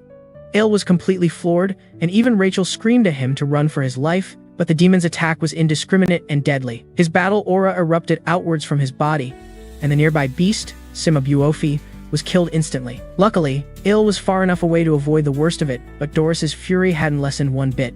I'll tear you to shreds. In that critical moment, the young man remembered he still had 2 aces up his sleeve, Popo and Azalu. But where were they? Rachel's face was etched with worry. It looked like they'd been dragged into Simabuofi's den. Hearing this, Il's heart sank with hopelessness, which meant he had to face Doris alone, a nearly impossible task. But then, just as all seemed lost, the demon's trembling body was racked by 2 coughs, and a trickle of blood ran from the corner of his mouth. This immediately clued Il in. The demon's devastating technique clearly had some severe side effects. Without a second thought, he took off running. Rachel. Quick. What other beasts are nearby? 11 o'clock. If you keep heading that way, you'll run into the ogre territory. Ogres are powerful creatures, usually with a combat power over 30,000. However, for Doris, who was still in his second stage bloom form, they were nothing more than roadside garbage, easily swatted aside. And so it went, 1 running and 1 chasing, a desperate game that lasted for about 10 minutes. Doris's patience was wearing thin. He stopped dead in his tracks and unleashed the 3rd stage of the bloom. Instantly, waves of immense power began to surge endlessly from his body. But just then, a sharp pain shot through the demon's heart. He was seized by violent coughing, spitting up mouthful after mouthful of fresh blood. Rachel could sense his demonic energy plummeting. What's happening? Have I already hit my limit? I must have burned through too much stamina during that chase. Realizing how dire the situation was, Doris immediately turned tail and ran. Hey, where do you think you're going, pal? Just you wait. Once I get my strength back, you're toast. Perhaps his stamina was just too far gone. The demon only made it a few steps before Il was on him. You're not getting away. Il clenched his fist, pouring all of his mana into it. Lodrin combat technique. 7th form. Destruction, shockwave. But to his astonishment, even though he was severely weakened, Doris still managed to catch his most powerful attack. The mana from both sides clashed in mid-air, creating a force that felt like it could rip the very earth apart. But in that instant, some unknown force intervened, sending Il flying. Damn it, what was that? Confused, he looked up just in time to see Doris clinging to Hermes' leg, begging for his life. Please, Commander, save me. But the only response he got was an intense burst of demonic power from Hermes. Shut up, Doris. How could you be stupid enough to let a mere human beat you this badly? Doris immediately went silent. Seizing the opportunity while they were distracted, Il dashed forward. Just like we agreed. At this very moment, I have officially defeated a battalion commander. The moment the words left his mouth, Il's kick slammed into the back of Doris's head. To say he defeated a battalion commander wouldn't be wrong. A wide grin spread across Hermes' enormous lips. Well now, how fascinating. Uncontrollable laughter erupted from him. Later, in the office, Hermes questioned Il. I told you to defeat a battalion commander, and this is how you chose to do it. I've tried every trick in the book, but I never expected someone to throw the entire army into chaos like this. After hearing Il's side of the story, Hermes just burst out laughing again. What in the world goes on in that head of yours to come up with something like that? I'd love to crack it open and take a look. Il froze when he heard that. Please, try to restrain your curiosity. I'd be eternally grateful. Hermes felt like the kid was exploiting a loophole in her command, but since it was the first time, she grudgingly admitted that he had, in fact, completed the mission. I don't like it. Don't let it happen again. Il could only nod like a meek subordinate. Yes, my lord. Thank you. Back at Popo's place, the young man finally collapsed onto the floor. Phew, I seriously thought I was a goner. Today was completely draining. I felt like I was walking on eggshells the entire time. By the way, what was that power-up form Doris used? It looked like some kind of martial art unique to demons. We could probably ask that overseer about it. Hearing them talk, Popo, who had been resting, poked its head out and chirped tentatively. All right. You worked hard too, Popo. I'm sorry I couldn't look after you better. Hearing this, the little creature chirped energetically, as if to say it was okay. Aw, you're so cute. Il continued to stroke Popo's head. You know, I actually feel a little bad about Doris. He treated me pretty well, and I ended up tricking him. Really? You don't look the slightest bit guilty to me. Rachel's eyes narrowed. No, I'm sorry. Truly sorry, he said, covering his face, but a smile was clearly peeking through his fingers. Hey, you're smiling, aren't you? Take your hands away. After defeating Doris, he skyrocketed to level 420, his combat power soaring to a terrifying 13,936 points. Excellent, Il thought. Let's keep this momentum and push forward. Let's celebrate with a drink. Rachel brought over a large mug of beer, a toast to taking down Doris. 3 days later, at the crack of dawn, Il was already at the training grounds, a full half hour before Ludrin. You're here, Ludrin noted. Yes. And congratulations on defeating Doris.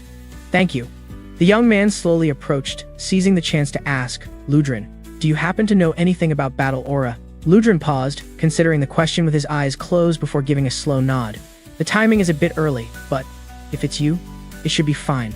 He had originally planned to introduce this much later, fully aware of how dangerous the technique could be. Practicing battle aura without a solid foundation can shatter the body from within. Ludrin began, launching into an explanation. Battle aura is generally divided into two types. The first is a tangible aura that follows specific, structured techniques. The second is an intangible aura, like a flowing breath with no discernible pattern, a stark contrast to the standard form. This intangible battle aura is far rarer, and the Bloom of Blossom technique that Doris used is a prime example of it.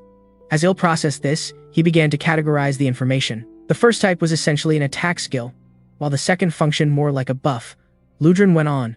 Then there's the evolution form, an ancient combat skill. Anyone capable of wielding demon energy can learn it, but very few dare to use it due to its extremely severe side effects. This piqued Il's interest. Is it possible for me to learn this evolution form? He wondered. I seem to have dark magic inside me, too. But Ludrin clarified that the power merely resides within his body. It wasn't dark magic he generated himself. Then it shouldn't be a problem, right? Il reasoned. Even if something goes wrong, we still have Lady Absin. Despite the danger, Il was determined to learn the technique. Ludrin pinched the bridge of his nose, bowing his head in deep thought for a long moment. Seeing his hesitation, Il immediately dropped to his knees and grabbed his mentor's leg. If you don't teach me, I'll die anyway, he pleaded. You know Commander Hermes' temperament. She could make me duel a regiment commander tomorrow. Faced with such desperate pleading, Ludrin finally relented. Fine, but be prepared. This may very well endanger your life. Understood. Every moment I'm here is a gamble with my life. Then let's begin. Meanwhile, deep in the underground prison of the Galen Empire's cathedral, a bloody and battered man was suspended before the Pope. It was none other than Ozil Geffen. Having failed his mission to rescue the saints, he was now a prisoner. His cracked lips trembled. Pope, is it starting again? Another round of penance? He rasped, knowing it was just torture in disguise. The Pope simply nodded. I will give you a chance to atone for your crimes. The man's nauseating words made Geffen want to retch, but also wasn't ready to die. What? Chance? Kill Absin Marriott. The Pope's expression turned to ice. Geffen was certain he misheard. What did you just say? Why? This makes no sense. Kill the saint candidate? What could you possibly gain from that? But the Pope refused to answer, merely stating that the reason was not for him to know. Geffen shook his head in disbelief. I can't accept this mission. The glutton of the Black Castle. She's not someone I can handle. At this, the Pope's stern expression instantly softened into a reassuring smile. Don't worry. We will make our move when the glutton is away. Additionally, I will dispatch 3 of my finest knights to assist you. So this time, Geffen, you must succeed. On the path to glory, failure is not an option. Meanwhile, back at the training grounds, Il used the evolution form for the first time and immediately collapsed, foaming at the mouth and barely breathing. Fortunately, Ludrin had called for Absin, who arrived to find the scene. Are you both insane? Making a human practice a combat technique designed for demons, she raged. Ludrin tried to explain. Il said he felt fine, and that the demon energy would decrease over time, but Absin just stared at him with a murderous glare. Are you a cleric? You're no expert. How could you possibly determine this was safe? She scolded. If left like this, his survival rate is less than 1%. She explained that she had previously wrapped and sealed the demon energy inside him, but his recklessness had unleashed it all. In this state, Absin had only one option: to fully fuse the demonic power with his very flesh. This was a completely different scenario from before, where the power merely lingered within him. This would be a fundamental transformation of his very being, something that defied all known logic. I will use my holy power to suppress the demonic energy, she declared. Then, I'll spread it evenly throughout his system, carefully adjusting the concentration until it reaches a level his body can accept. Is that even possible? Ludrin asked, his expression grave. I'm not sure, Absin admitted. I've never attempted this, and there's no precedent. There's a very real chance the demon energy will resist the holy power and go berserk. Absin took Il's hand firmly in her own. Regardless, we have no choice. We have to try. As she finished speaking, a dazzling golden light erupted, illuminating the entire room as holy power surged from her body into his. 3 days later, Il groaned and his eyes fluttered open. What happened to me? Before he could even sit up, Poe and Rachel rushed to his side. You're awake. You finally woke up. They cried out in relief. Our hero is finally awake. Rachel stared intently at him. My lord, are you all right?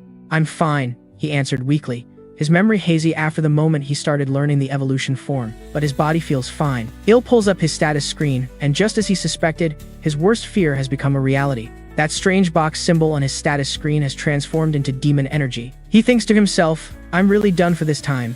How can a hero possibly wield demonic power? Just as he's grappling with this, Hermes and Ludrin rush in, having heard he was awake. See?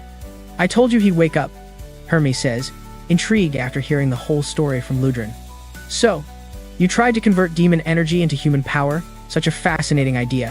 Why didn't you tell me about it? Her voice suddenly drops, becoming serious. It seems there's a good reason humans call her Saint Tess, managing to keep you alive through all that. How about I give you a little help?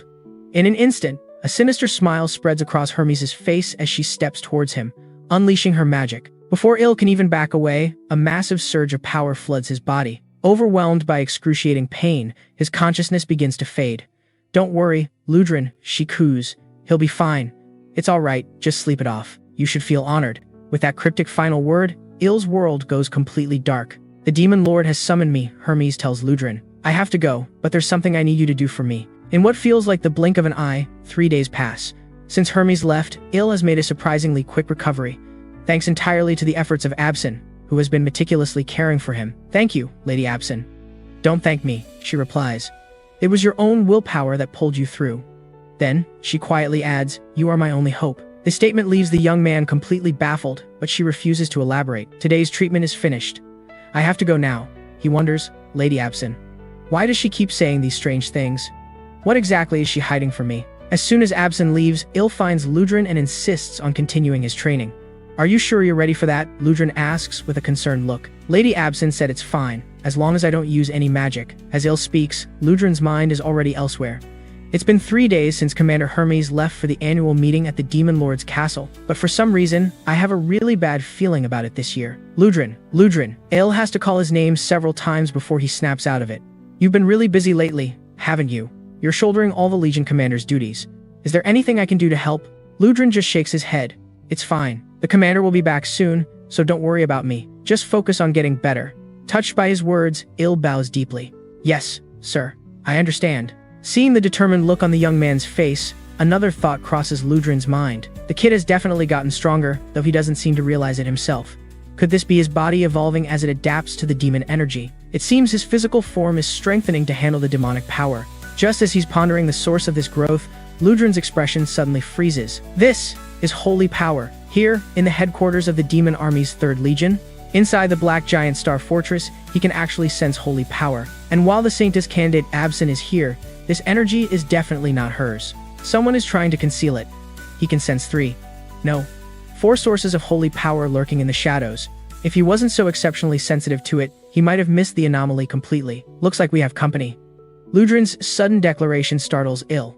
What do you mean? No time to explain.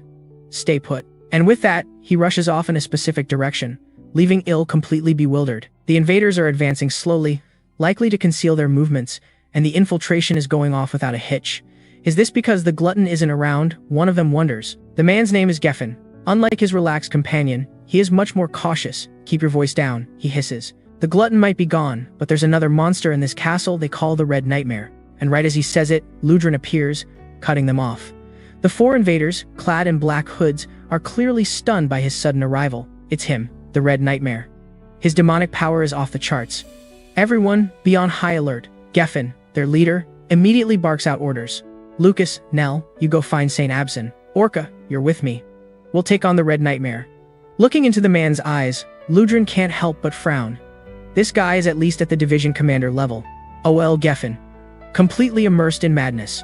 I can sense magic power on par with a division commander coming from him. Their target must be Absin. An important mission like this means they brought their best. The other 3 are at least company commander level. Honestly, Geffen alone is more than I can handle. But just then, a familiar voice calls out from behind him. Ludrin, this looked pretty serious, so I came to help. Ludrin scolds him.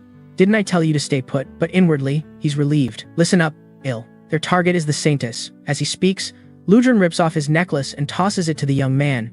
You need to get her out of here, now. Use this to summon the senior officers for backup. Got it. Il nods without a second thought. Just then, the intruders make their move. Geffen lunges at Ludrin, and the two clash fiercely. Stop that kid, Geffen yells. If he gets away, this whole mission is shot. 2 knights immediately pursued him, shouting that he couldn't take the saint without the commander's orders. In that instant, Ludrin drove his fist toward the earth. He unleashed his 7th combat form. Explosion, shockwave. The moment his fist struck, a deafening boom erupted as the ground buckled and surged. Thanks to his powerful assist, Il successfully broke away and bolted straight for Absin's room. Suddenly, a notification from the hero system popped up. Evil villains are attempting to assassinate Absin Marriott. As the hero, you are duty-bound to protect this candidate, Saint Tess. Objective: protect Absin Marriott. Reward: 1,000 hero points. Evil villains trying to kill Absin. No matter how he thought about it, the statement was just bizarre. He was almost certain they were a rescue team sent by the Holy Galen Empire, which would make them the righteous side, wouldn't it? And the reward was suspiciously generous. A bounty of 1,000 hero points was almost unheard of.